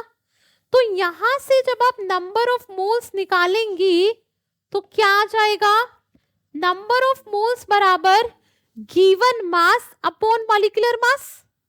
ये बराबर होता है given mass upon molecular mass. Check. X के लिए मास है 60 ग्राम, मॉलिक्यूलर मास दे रखा है 10, तो नंबर ऑफ मोल्स क्या आ गए 60/10। तो यहाँ पे number of moles of X आ गए आपके 60/10। कितने मोल? 6 मोल्स। चेक। सिमिलरली Y के मोल कितने आएंगे? Number of moles of Y निकालोगे कितना आएगा? मास 40 ग्राम है, मोलर मास 20 ग्राम पर मोल है, तो इसका आएगा 40/20 कितना? 2 मोल्स। इतनी बात क्लियर है कि X के मोल आ गए हमारे पास 6 मोल्स एंड Y के मोल्स कितने आ गए हमारे पास? 2 मोल्स। क्लियर? समझ आई इतनी बात? तो मेरे पास जरा देखिए X रेशियो Y कितना आ गया? 6:2। X रेशियो Y कितना आ गया? 6:2। क्या इसे सिंपलेस्ट कर सकती हूँ? 2 से कैंसिल हो जाएगा दोनों तरफ, मतलब ये सिंपलेस्ट फॉर्म इसकी आ गई 3:1। तो आपका फॉर्मूला क्या निकल कर आया है? X3Y मीन्स 3 X प्रेजेंट है, 1 Y प्रेजेंट है, तो ये फॉर्मूला जो निकल कर आया क्या निकल कर आ गया? X3Y निकल कर आ गया। बात समझ आ गई? कोई दिक्कत? तो हम यहां से सीख गए हैं एम्पिरिकल फॉर्मूला निकालना या मॉलिक्यूलर फॉर्मूला निकालना। यहाँ पे X3 है, Y1 है, X3Y1 मतलब X3Y, ऑप्शन ए करेक्ट होगा। क्लियर? Is it clear? चले आगे। तो ये कॉन्सेप्ट तो हम फुल प्रूफ सीख गए। इससे कोई भी क्वेश्चन आएगा, एम्पिरिकल फॉर्मूला से कोई भी क्वेश्चन आएगा, हम लगा लेंगे, कर लेंगे, गलत नहीं करेंगे। चलिए, ये चीज हम सीख गए कि फॉर्मूला कैसे निकलता है। आगे स्टोशियोमेट्री पढ़नी है। अब देखिए, स्टोशियोमेट्री पढ़ने के लिए सबसे मेन चीज हमें पढ़ना आना चाहिए, केमिकल रिएक्शन आनी चाहिए हमें। केमिकल रिएक्शन हम सबको पता है, पहला चैप्टर 10th का केमिकल रिएक्शन एंड इक्वेशन पढ़ लिया हमने। तो वहां हम एक चीज तो सीख गए कि केमिकल रिएक्शन होती क्या है। केमिकल रिएक्शन क्या होती है? जब 2 या उससे ज्यादा सब्सटेंस आपस में कंबाइन करके 2 या मोर न्यू सब्सटेंस बनाए, उसी को बोलते हैं रिएक्शन। मतलब फॉर एग्जांपल यहां देखो कि रिएक्शन में मेरे पास होता है एक रिएक्टेंट, राइट, एक रिएक्टेंट, और जब ये रिएक्ट करते हैं तो क्या बनता है? प्रोडक्ट। यही होता है। अब जो ये एरो होता है वो किस साइड जा रहा है? रिएक्टेंट से प्रोडक्ट साइड का एरो है। तो जो ये एरो है ये क्या दिखा रहा है? रिएक्शन की डायरेक्शन, कि मेरी जो रिएक्शन है वो फॉरवर्ड डायरेक्शन में मूव कर रही है। ये एरो बताता है मेरे पास रिएक्शन की डायरेक्शन। ये हम सब जानते हैं कि रिएक्शन क्या होती है, ये सब तो जानते हैं। कि फॉर एग्जांपल कि मैं कहूं एक reaction carbon plus oxygen give rise to क्या? Carbon dioxide. ये रिएक्शन है, ये रिएक्शन है फॉर्मेशन ऑफ कार्बन डाइऑक्साइड की। यहां पर कार्बन ने किसके साथ रिएक्ट किया? ऑक्सीजन के साथ रिएक्ट किया, और क्या बना? Carbon dioxide. यही बना। सो बेसिकली ये रिएक्शन है फॉर्मेशन ऑफ कार्बन डाइऑक्साइड की। यहाँ पे 2 या उससे ज्यादा सब्सटेंसेस जब आपस में कंबाइन करके क्या बनाए? न्यू सब्सटेंसेस बनाए, उसी को बोलते हैं कि रिएक्शन हो गई। एक बात क्लियर कि रिएक्शन होती क्या है। चेक। चलिए, अगर हम ये बात जानते हैं कि रिएक्शन होती क्या है, देन हम जरा ये भी जानते होंगे कि जब रिएक्शन होती है तो मेरे पास 2 रूल्स होते हैं, वो फॉलो होते हैं। कौन कौन से? First is law of conservation of mass. Check. देखिए, चलिए रिएक्शन देखिए कि मैंने कहा CH4 और ऑक्सीजन का कॉम्बिनेशन है, मीथेन बर्न हो रही है ऑक्सीजन के प्रेजेंस में। क्या बनता है? कार्बन डाइऑक्साइड बनती है और वाटर बनता है, राइट। मैंने कहा ये रिएक्शन हो रही है। अब इस रिएक्शन में क्या हुआ? कार्बन डाइऑक्साइड और वाटर बना। इसमें अगर मैं कहूं कि 16 gram of methane, molecular mass 16 होता है मीथेन का, कि 16 ग्राम मीथेन कितने से कंबाइन कर रही है? 32 ग्राम ऑफ ऑक्सीजन से। ऑक्सीजन का मॉलिक्यूलर मास 32, तो क्या बन रहा है? 44 gram of carbon dioxide and 2 into 18, बोले तो कितना? 36 ग्राम ऑफ वाटर बन रहा है। चेक, क्लियर यहां तक? तो मेरे पास क्या रिएक्टेंट और प्रोडक्ट में मासेस बराबर है? नहीं है, बैलेंस नहीं है। बैलेंस कर दूं? बैलेंस कर दूं तो ऑक्सीजन बैलेंस नहीं है। बैलेंस हो गई? अब हो गई तो मतलब मैं यहां पे इंटू 2 लिख दूं, 64 लिख दूं, अब हो गई बैलेंस। अब तो नहीं दिक्कत। यही क्या था, बैलेंसिंग की जरूरत क्या थी? लॉ ऑफ कंजर्वेशन ऑफ मास को फॉलो करना था हमको, राइट? अब हो गई ना बैलेंस। मतलब अब हमें ये क्या बता रहा है? लॉ ऑफ कंजर्वेशन ऑफ मास बता रहा है। चलो तुम अटेंटिव तो हो, लॉ ऑफ कंजर्वेशन ऑफ मास बता रहा है। अच्छा आगे देखना जरा, रिएक्टेंट साइड कार्बन कितने, प्रोडक्ट साइड भी 1। बैलेंस में ही तो देखते हैं कि एटम बराबर हो जाए दोनों साइड। मतलब हम एटम कंजर्व करते हैं रिएक्शन में। मेरी बात समझे मैंने क्या कहा? जब बैलेंसिंग करते हैं आप तो आप क्या करते हैं कि रिएक्टेंट और प्रोडक्ट साइड हर एक एलिमेंट के एटम बराबर कर देते हो। यही करते हो बैलेंसिंग में, यही तो करते हो। मतलब आप एटम को कंजर्व करते हो ना रिएक्शन में, कि जो एटम रिएक्टेंट में जितने हैं प्रोडक्ट में भी उतने ही होंगे। सिर्फ एक रीअरेंजमेंट ऑफ एटम ही तो करते हो आप, यही तो करते हैं। सिर्फ एक रीअरेंजमेंट ऑफ एटम करते हैं, बाकी क्या है? एटम तो सेम है, नंबर सेम है। तो मैं क्या कह सकती हूं कि ये प्रिंसिपल ऑफ एटम कंजर्वेशन को भी फॉलो करती है। किसको? प्रिंसिपल ऑफ एटम कंजर्वेशन, कि मेरे एटम कंजर्व्ड रहते हैं किसी भी केमिकल रिएक्शन में। बात समझ आई? क्या मैं ये बोल सकती हूं कि रिएक्शन में मेरे मॉलिक्यूल कंजर्व्ड होते हैं? Is it true? Only atom ही तो कंजर्व्ड है, मॉलिक्यूल थोड़ी कंजर्व्ड होते हैं। तो मतलब मेरी जो बैलेंस्ड केमिकल रिएक्शन है वो दो चीजों को फॉलो करती है। कौन कौन से rule? Law of conservation of mass and second is principle of atom conservation. ये भी इंपॉर्टेंट है, इसी से क्वेश्चन करना सिखाऊंगी पीओएसी का, कि रिएक्शन के अंदर एटम कंजर्व्ड रहते हैं। बात समझ गए? क्लियर? कि बैलेंस्ड में दो चीज important, first is law of conservation of mass, second हमने सीखा कि जब हम बैलेंसिंग कर रहे होते हैं तो मेरे एटम भी कंजर्व्ड होते हैं with in a chemical reaction. इसी को बोला जाता है प्रिंसिपल ऑफ एटॉमिक कंजर्वेशन, कि एटम का रीअरेंजमेंट है सिर्फ। क्लियर? अब देखिए अगर ये आपको आता है तो आपको बैलेंस रिएक्शंस भी लिखनी आती होंगी। बैलेंस लिखनी आती है सबको, मैं मान लूं लिखनी आती है, मान के चलूं। तो मुझे यहां पे पढ़नी है क्या? स्टोइचियोमेट्री। स्टोइकोमेट्री जो पढ़नी है मुझे यहाँ पे, सबसे पहला स्टेप मेरा जो क्या होगा कि मुझे पढ़नी आनी चाहिए, मुझे लिखनी आनी चाहिए किसी भी रिएक्शन की बैलेंसिंग। आती है? बैलेंस्ड मुझे करनी आती है। तो ये मुझे करना आता है कि बैलेंस्ड केमिकल रिएक्शन क्या होती है, राइट?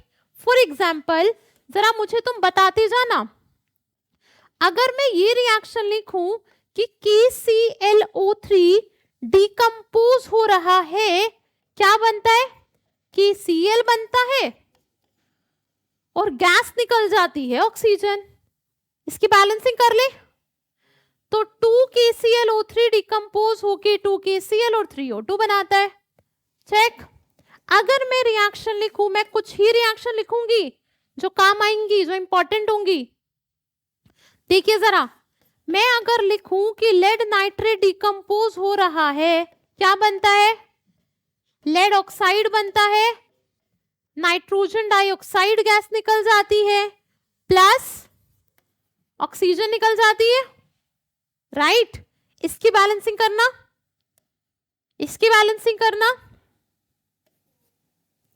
हो गई बैलेंस्ड। एक रिएक्शन में बहुत बातें करूंगी स्टोइकोमेट्री में कि मैं बोलूंगी हाइड्रोकार्बन्स का कंबशन हो रहा है, हाइड्रोकार्बन्स के कंबशन की रिएक्शन लिखवाऊंगी, तो वहां पर क्या बनता है, product always same, carbon dioxide water, तो प्रोडक्ट बनेंगे कार्बन डाइऑक्साइड प्लस पानी।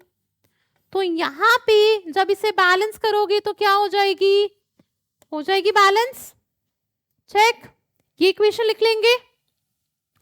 आपको प्रेसिपिटेशन रिएक्शंस भी लिखनी आती है, प्रेसिपिटेशन रिएक्शंस लिखनी आती है। अगर मैं बोलूं कि आपका बेरियम क्लोराइड रिएक्ट करता है सोडियम सल्फेट के साथ, तो आपका बच्चा प्रोडक्ट क्या बनता है, प्रोडक्ट क्या बनता है, बेरियम सल्फेट के व्हाइट पीपीटी बन जाते हैं। ये होता है, ये व्हाइट कलर के सॉलिड फॉर्म में होता है, तो ये होता है व्हाइट कलर पीपीटी। ठीक है, नेक्स्ट देखिए जरा, एक ये इंपॉर्टेंट है, एक वो फ्रीक्वेंटली देगा सिल्वर क्लोराइड के प्रेसिपिटेशन की रिएक्शन। वो क्या होती है कि जब AgNO3 रिएक्ट कर रहा होता है किसके साथ, NaCl के साथ, तो क्या बनता है, AgCl बनता है प्लस NaNO3। यहां पर इसका भी कलर क्या होता है, व्हाइट होता है। चेक, ये रिएक्शन इंपॉर्टेंट है, इनसे क्वेश्चंस आते हैं। एक रिएक्शन और लिख लीजिए कि कैल्शियम कार्बोनेट का डिकम्पोजिशन होगा, वो बोलेगा क्या बन रहा है, कैल्शियम ऑक्साइड बन रहा है और कार्बन डाइऑक्साइड गैस निकल रही है। तो ये रिएक्शन वो फ्रीक्वेंटली देगा, आपसे यही क्वेश्चन यूज होंगी। ठीक है, हमें कैसे पता लगेगा कि प्रेसिपिटेट बन रहा है, कैसे पता लगता है, जब आप रिएक्शन करते हो, एक्सपेरिमेंट परफॉर्म करते हो, तो आपका क्या होता है कि टेस्ट ट्यूब के नीचे, टेस्ट ट्यूब में क्या होता है कि एक सॉलिड बन जाता है, सॉलिड बन जाता है जो वाटर में इनसोलेबल होता है। वही वाटर इनसोलेबल सॉलिड को क्या बोला जाता है, प्रेसिपिटेट बोला जाता है। फॉर एग्जाम्पल, अगर आप बेरियम क्लोराइड और सोडियम सल्फेट का रिएक्शन करोगे, दोनों को एक्वस फॉर्म में लोगे, इन दोनों को एक्वस फॉर्म में लोगे, सॉल्यूशन फॉर्म में लोगे, जब आप इन्हें मिक्स करोगे तो आपकी टेस्ट ट्यूब में एक व्हाइट कलर का सॉलिड नजर आएगा और एक एक्वस, ये सॉल्यूशन एक्वस में चला जाएगा। तो जो ये व्हाइट कलर का सॉलिड मिला, यही क्या मिला, एज अ प्रेसिपिटेट बोल देते हैं, क्योंकि ये वाटर में डिसॉल्व नहीं होता। क्लियर हुई, प्रेसिपिटेट जो रिएक्शन में बनता है, water insoluble substance formed in the reaction, उसी को क्या बोला जाता है, प्रेसिपिटेट। ये बात क्लियर हो गई कि हमें स्टोइकोमेट्री में सबसे पहली चीज देखनी है कि रिएक्शन बैलेंस्ड होनी चाहिए। इतनी बात क्लियर, बैलेंस रिएक्शन करनी आती है सबको, कर लेंगे यहां तक। चलिए, अगर हमें ये बात समझ आती है कि बैलेंसिंग होती कैसे है, इतना समझ गए, तो first and foremost step is balancing, वो हमें आता है। अब पढ़ते हैं कि स्टोइकोमेट्री पढ़ते कैसे हैं, दिखते कैसे हैं, करते कैसे हैं इसके क्वेश्चन। अब जरा ध्यान देना, अब मैंने लिखा सिर्फ ओनली वन, पहला केस लेंगे जिसमें सिर्फ एक ही रिएक्टेंट होगा। क्या, एक रिएक्टेंट, मतलब ऐसी रिएक्शन जिसमें एक रिएक्टेंट हो, डीकंपोजिशन रिएक्शन। कौन सी, डीकंपोजिशन रिएक्शन। देखना, अगर मैं कहूं A ऑफ A डिकम्पोज होके बना रहा है B of B plus C of C। Check, यहां पे आपका E, B और C क्या है, स्टोइकोमेट्री है। E की स्टोइको क्या है, स्मॉल a, B की स्टोइको क्या है, स्मॉल b, C की स्टोइको क्या है, स्मॉल c। मतलब मैं कहूं E, B, C, ये क्या है, स्टोइकोमेट्री है, राइट, ये स्टोइकोमेट्री है। क्लियर। फॉर एग्जाम्पल यहां देखो, अगर मैं एक रिएक्शन लिखूं 2A decompose to give 3B plus 4C. लिख सकते हैं reaction. Let suppose this is a balanced reaction. Balanced reaction हमने मान लिया अभी के लिए. अब देखो ये रिएक्शन क्या समझाना चाहती है हमें. ये रिएक्शन कह रही है ये 2, 3, 4 ये क्या है, ए, बी और सी की स्टोइचियोमेट्री है. चेक. अब मैं कह सकती हूँ स्टोइचियोमेट्री को देख के क्या कह सकती है कि 2 molecules of A, 2 molecules of A decompose होके क्या बना रहे हैं, 3 molecules of B and 4 molecules of C बना रहे हैं. क्या बना रहे हैं, 3 मॉलिक्यूल्स किसके बना रहे हैं, बी के, और क्या बना रहे हैं, 4 मॉलिक्यूल्स किसके बना रहे हैं, सी के. इतनी बात में कोई दिक्कत नहीं. मतलब स्टोइकोमेट्री हमें बताती है, स्टोइचियोमेट्री हमें क्या बताती है, नंबर ऑफ मॉलिक्यूल्स की जानकारी दे रही है. इतनी बात समझ आई. अब देखिए मैंने एक फॉर्मूला लिखवाया था कि नंबर ऑफ मोल्स बराबर n by Na, right. Number of particle by Avogadro number. Clear. यहां पे मैंने नंबर ऑफ मॉलिक्यूल्स लिया है, नंबर ऑफ पार्टिकल्स को. Number of molecules by Avogadro number. अगर मैं इसको लिखूं क्या कि 2 by Na, number of moles के टर्म में 2 बाय Na, ये 3 बाय Na, ये कितना 4 बाय Na. Na कांस्टेंट होता है, कैंसल हो जाएगा. Na कांस्टेंट है, हर में कैंसल हो सकता है. तो मैं कह सकती हूं कि 2 mole of A decompose to form 3 mole of B and 4 mole of C. Mole की टर्म में भी तो बात कर सकते हैं हम, क्योंकि मॉलिक्यूल्स बाय Na तो बराबर मोल्स होता है और Na तो कांस्टेंट है. तो क्या मेरी ये स्टोइचियोमेट्री मुझे बता सकती है कि 2 मोल ऑफ ए जब डिकम्पोज हो रहा था तो क्या बन रहा था, 3 मोल ऑफ बी बन रहा था एंड 4 मोल ऑफ सी बन रहा था. बात समझ आई. तो मैं इसे डायरेक्ट ऐसे लिख दूं, रादर देन राइटिंग दिस, तो मैं इसे डायरेक्ट ऐसे लिख दूं क्या, जरा देखिए यहां पे, मैं इसको ऐसे लिख सकती हूं कि 2 मोल्स ऑफ ए डिकम्पोज होके क्या बना रहा है, 3 moles of B and 4 moles of C के. इतनी बात समझ आई. चेक. क्या मैं इसके लिए एक फॉर्मूला डराइव कर सकती हूं. मैं ये बोल सकती हूं कि number of moles upon stoichiometry, इसका जो रेशियो होता है ये कांस्टेंट होता है. क्या, number of moles upon stoichiometry का रेशियो क्या होता है, कांस्टेंट होता है. इसका मीनिंग क्या, जरा देखिए मैंने लिखा वहां पे, दोबारा देखिए कि number of moles upon stoichiometry, इसका जो रेशियो है वो क्या है, कांस्टेंट है, एक कांस्टेंट वैल्यू है. क्या मैं इन सब का मोल्स बाय स्टोइचियोमेट्री का रेशियो बराबर लिख सकती हूँ. इसके मोल्स अपॉन स्टोइचियोमेट्री का रेशियो कांस्टेंट, इसके मोल्स अपॉन स्टोइचियोमेट्री का रेशियो कांस्टेंट, इसके मोल अपॉन स्टोइचियोमेट्री का रेशियो कांस्टेंट. तो मतलब क्या, सब एक कांस्टेंट के बराबर है तो सब एक दूसरे के भी तो बराबर होंगे. बात समझ आई. अगर ये कांस्टेंट, इसके मोल्स अपॉन स्टोइचियोमेट्री का रेशियो एक कांस्टेंट है, इसके मोल अपॉन स्टोइचियोमेट्री का रेशियो एक कांस्टेंट है, इसके मोल अपॉन स्टोइचियोमेट्री का रेशियो एक कांस्टेंट है, मींस सब एक दूसरे के भी तो बराबर हो गए. तो मैं लिख सकती हूं कि number of moles of A upon stoichiometry of A upon stoichio of A बराबर क्या, number of moles of B upon stoichiometry of B. Number of moles of B बराबर स्टोइचियोमेट्री ऑफ बी. किसके बराबर आया further, number of moles of C बराबर stoichiometry of C. This is बराबर number of C बराबर number of moles of C बराबर divide by stoichio of C. तो एक ये नया फॉर्मूला डराइव हो गया। ये फॉर्मूला काम आएगा क्वेश्चंस में कि number of moles upon stoichiometry का जो रेशियो होता है वो कांस्टेंट होता है। क्या होता है? कांस्टेंट होता है।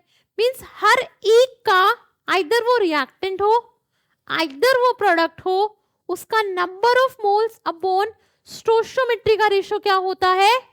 बराबर होता है, इक्वल होता है, क्योंकि इसके मोल अपॉन स्टोशियोमेट्री का रेशियो वो एक कांस्टेंट आएगा, इसके मोल अपॉन स्टोशियोमेट्री का रेशियो वो एक कांस्टेंट आएगा, इसके मोल अपॉन स्टोशियोमेट्री का रेशियो वो एक कांस्टेंट आएगा। अगर सारी चीजें कांस्टेंट के बराबर है तो खुद में भी तो बराबर हो जाएंगी। बात समझे?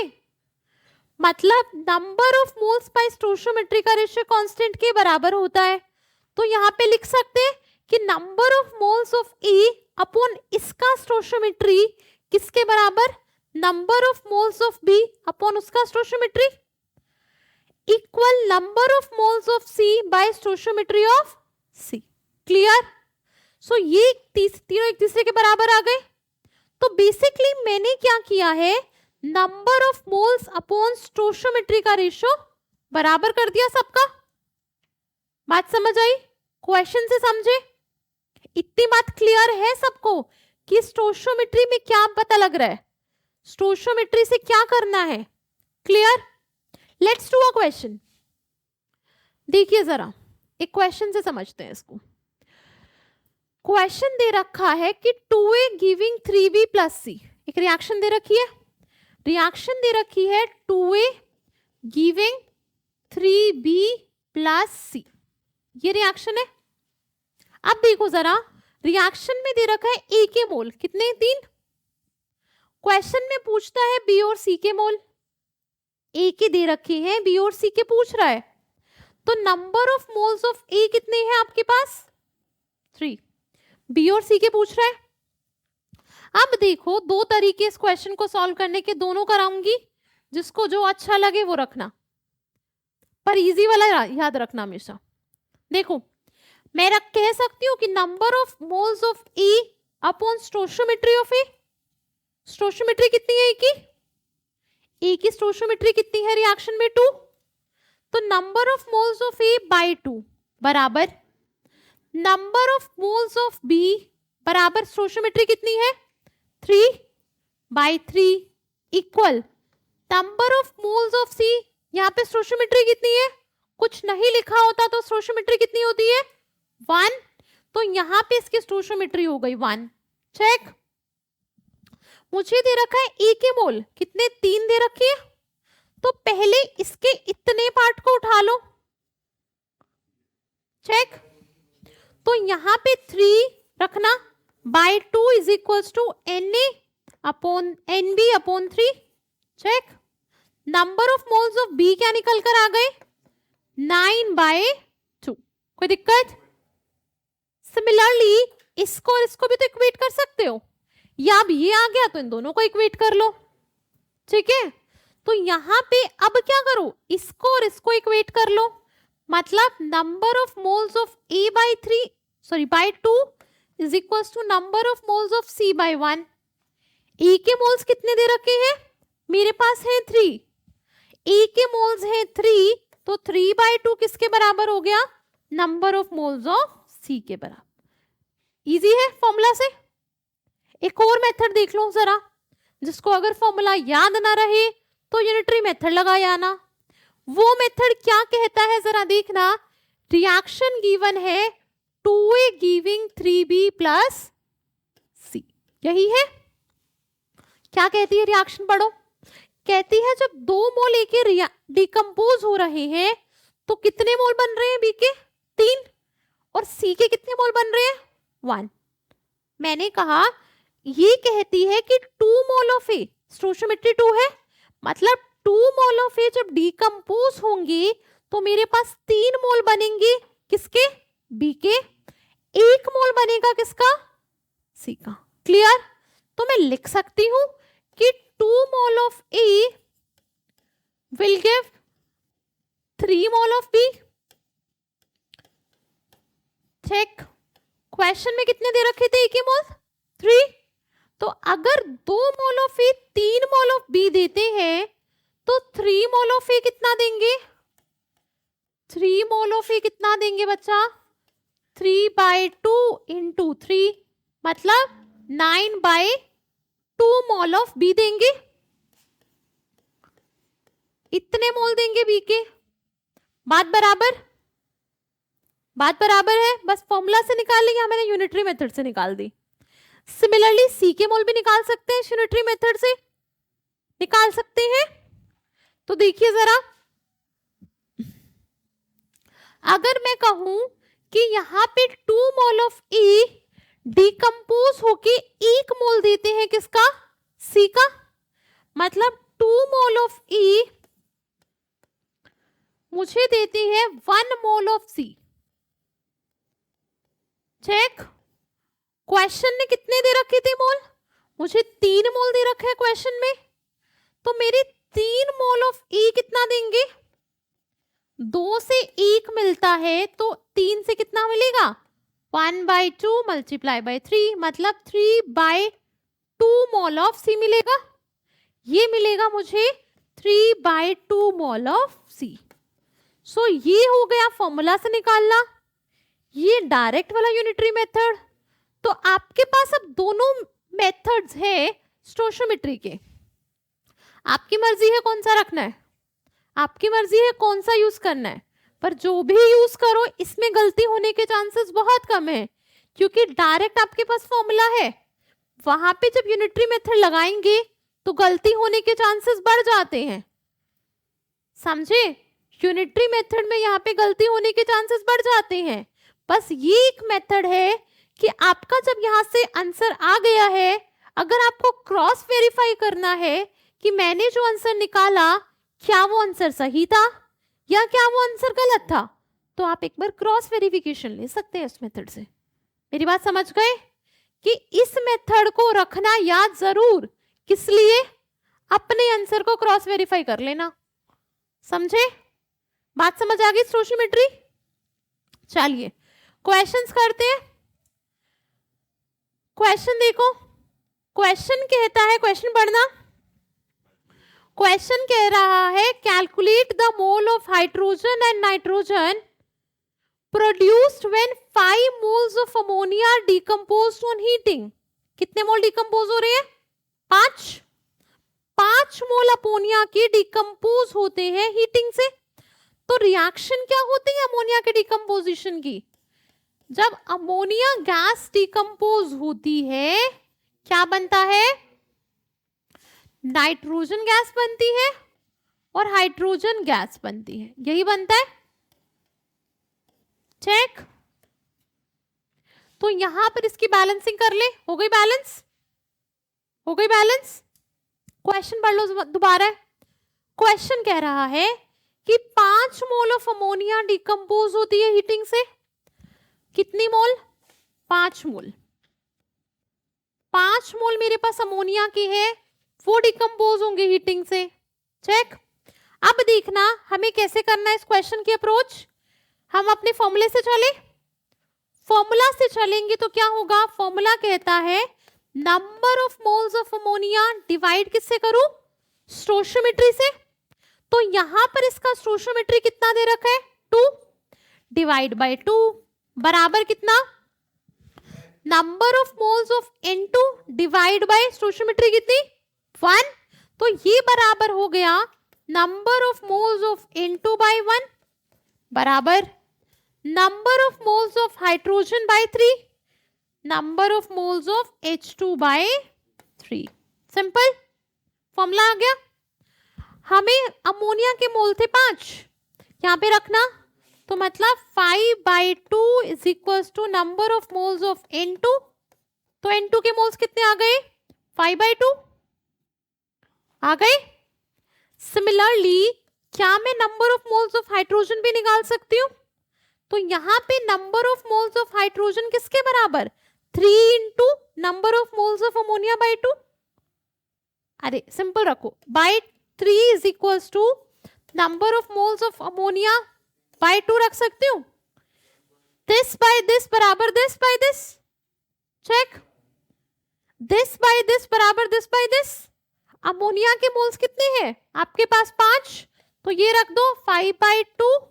तो यहाँ पे number of moles of hydrogen कितने आ जाएंगे? 5/2 इंटू 3 कितना? 15/2 मोल्स आ गए. क्लियर है? इज दिस क्वेश्चन क्लियर कि कैसे हम स्टोइचियोमेट्री का यूज करके मोल्स फाइंड आउट करेंगे? Clear? Okay, so now let's move to the next question. देखिए क्वेश्चन क्या कहता है, जरा ध्यान से देखना क्वेश्चन को. पहले क्वेश्चन था मोल्स निकालने का, अब क्वेश्चन आया है मास निकालने का, कि आपको निकालना है मास. क्या निकालना है? क्वेश्चन पढ़ो ध्यान से. कहता है calculate the mass of KCl produced on decomposition किसका? 122.5 gram of potassium chlorate. Reaction लिखवाई थी अभी.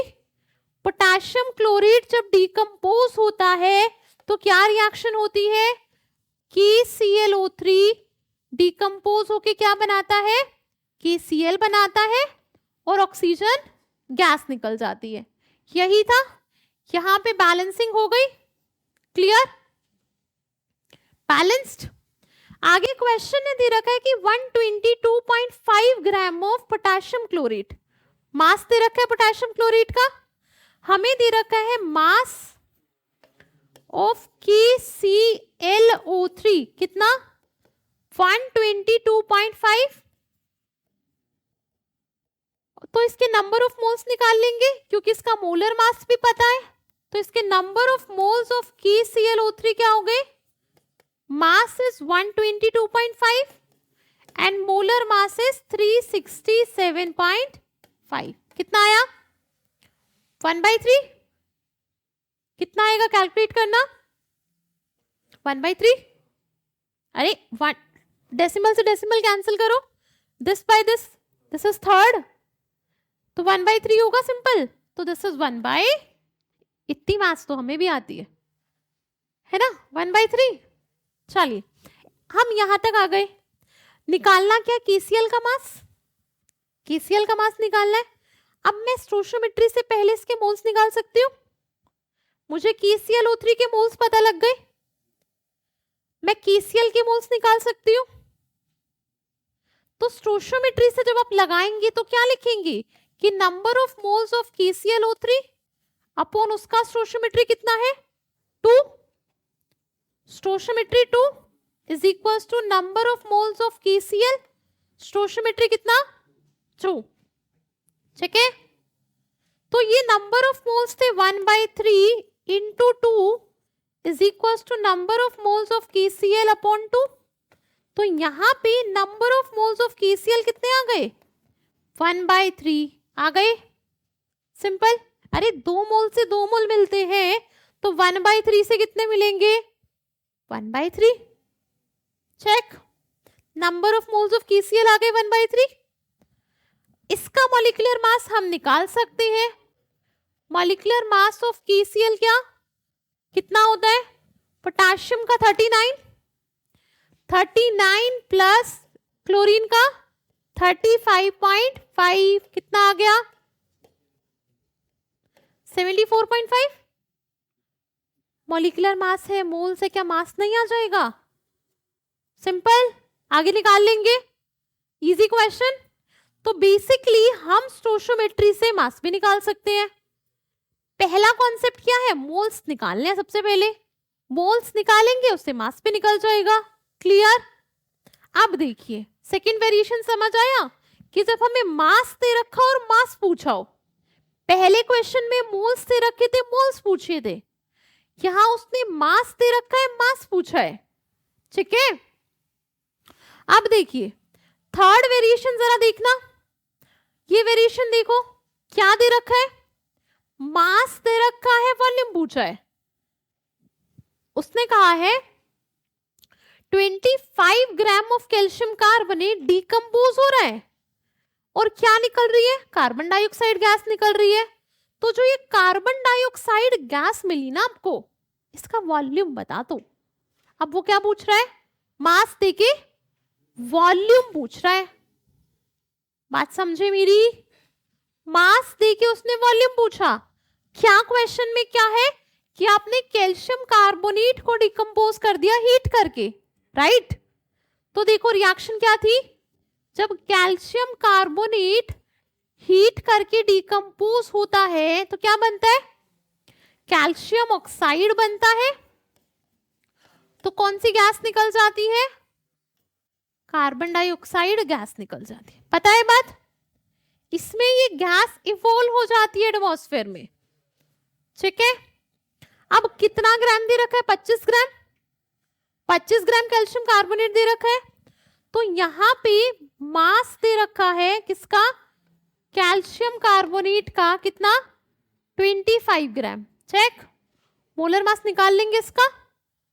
Molar mass of calcium carbonate निकालोगे तो क्या आएगा, कैल्शियम का होता है 40, कैल्शियम का होता है 40, कार्बन का होता है 12 एंड ऑक्सीजन का कितना होता है, तो यहां पे 48 हो जाएगा, 16 इंटू 3, तो टोटल कितना आएगा निकल के 100 ग्राम पर मोल, ठीक है, 100 ग्राम पर मोल।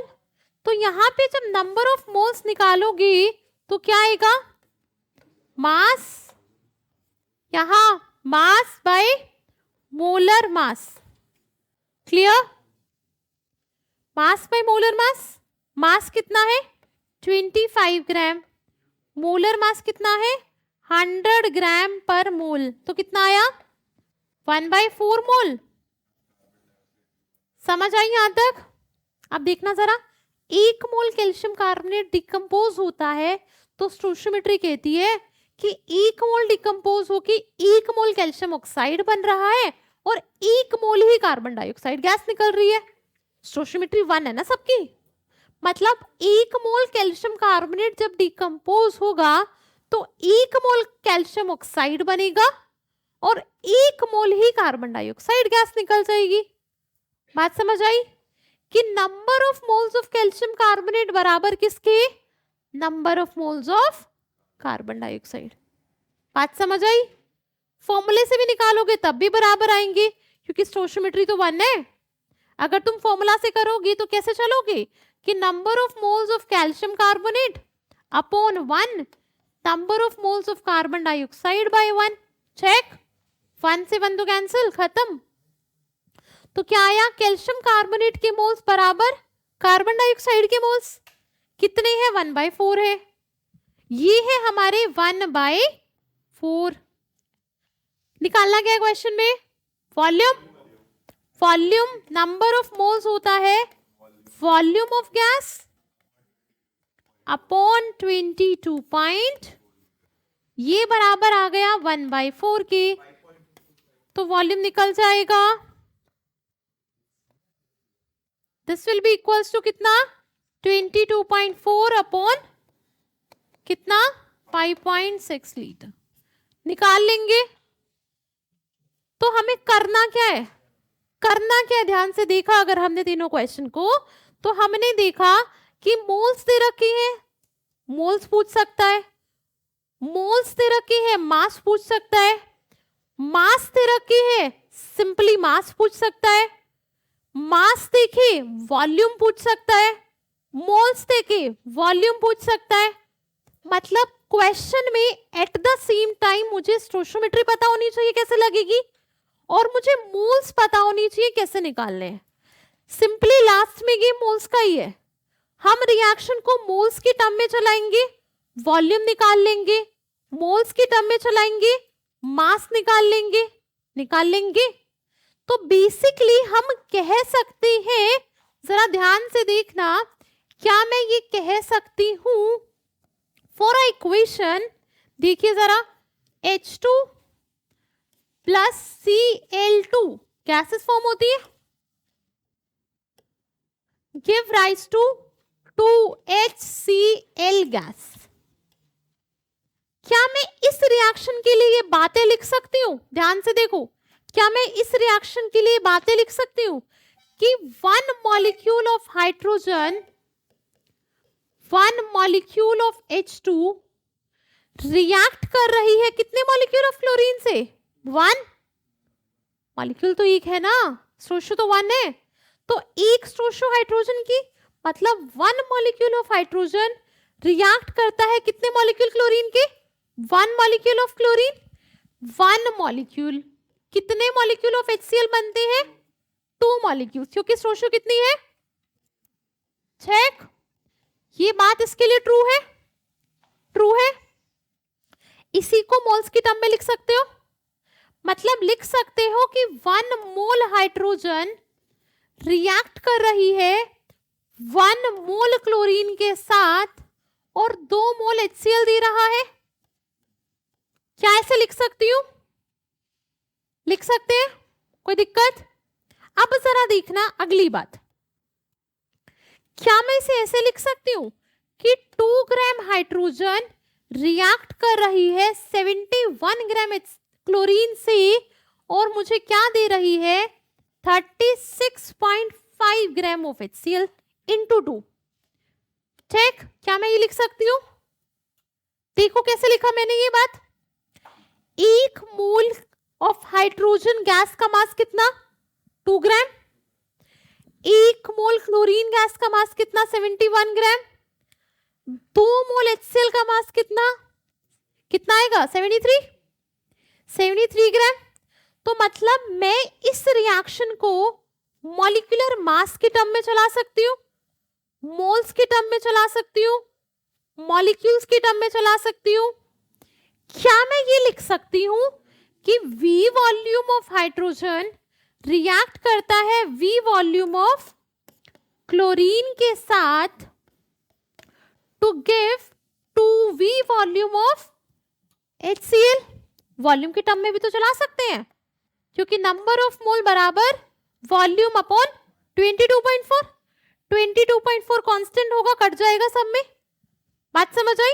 वॉल्यूम की टर्म में भी चला सकते हो। क्या आप इसे सिंपल मास की टर्म में चला पाओगे? मास की टर्म में थोड़ी चला लोगे। अरे ये मोलर मास की टर्म में चलाई है हमने। 1 मोल मॉलिक्यूल का मास 2 ग्राम, 1 मोल ऑफ क्लोरीन का मास कितना? 2 मोल HCl का मास कितना? 73। क्या मैं ऐसे लिख सकती हूँ कि 2 ग्राम अगर हाइड्रोजन है, ये 2 ग्राम क्लोरीन से रिएक्ट करेगी, 4 ग्राम HCl बन जाएगी। क्या ये सही है? ये बात सरासर गलत है। मैं इसे मॉलिक्यूल की टर्म में चला सकती हूँ, मैं इसे मोल की टर्म में चला सकती हूँ, मॉलिक्यूलर मास की टर्म में चला सकती हूँ, वॉल्यूम की टर्म में चला सकती हूँ, बट इसे कभी भी मास की टर्म में नहीं लिखते। बात समझ आ गई? ये क्या है? मॉलिक्यूल्स। ये क्या है? मोल्स। ये क्या है? Molar mass. ये क्या है? वॉल्यूम। बट ये जो मास है हम इसकी टर्म में नहीं यूज करते। बात समझ आई? स्टोइचियोमेट्री कभी भी मास की टर्म में नहीं लिखी जाती। इतनी बात समझ आ गई? स्टोइचियोमेट्री सीख गए? तो यहां तक हम स्टोइचियोमेट्री सारी सीख गए हैं। तो नेक्स्ट लेक्चर में हम क्या करेंगे? इससे आगे स्टोइचियोमेट्री में ही पढ़ेंगे लिमिटिंग रिएजेंट। बात समझ आई? तो आपको मैंने प्रोवाइड की है डीपीपी। डीपीपी मिली है सबको? सो डीपीपी में, हाँ ऑनलाइन आई है ना, तो इसमें पहले जो टॉपिक 1 में क्वेश्चंस हैं वो empirical formula and molecular formula के क्वेश्चंस हैं। तो आप सारे क्वेश्चन सॉल्व करेंगे empirical formula and molecular formula में। देन सेकेंड पार्ट में क्वेश्चंस आपके स्टोइचियोमेट्री एंड लिमिटिंग रिएजेंट के। स्टोइचियोमेट्री के सारे क्वेश्चंस आप सॉल्व करेंगे। इसके बाद जब नेक्स्ट क्लास होगी I will discuss this DPP. कुछ सिलेक्टेड क्वेश्चंस मैं उठाऊंगी, मैं वो डिस्कस करूंगी एंड आपसे आंसर पूछूंगी क्या है, तो आपको खुद आना चाहिए। Clear? So thank you students. I hope आपको क्लास पसंद आई हो, समझ आया हो। If you have still any doubts you can post your doubts. So thank you.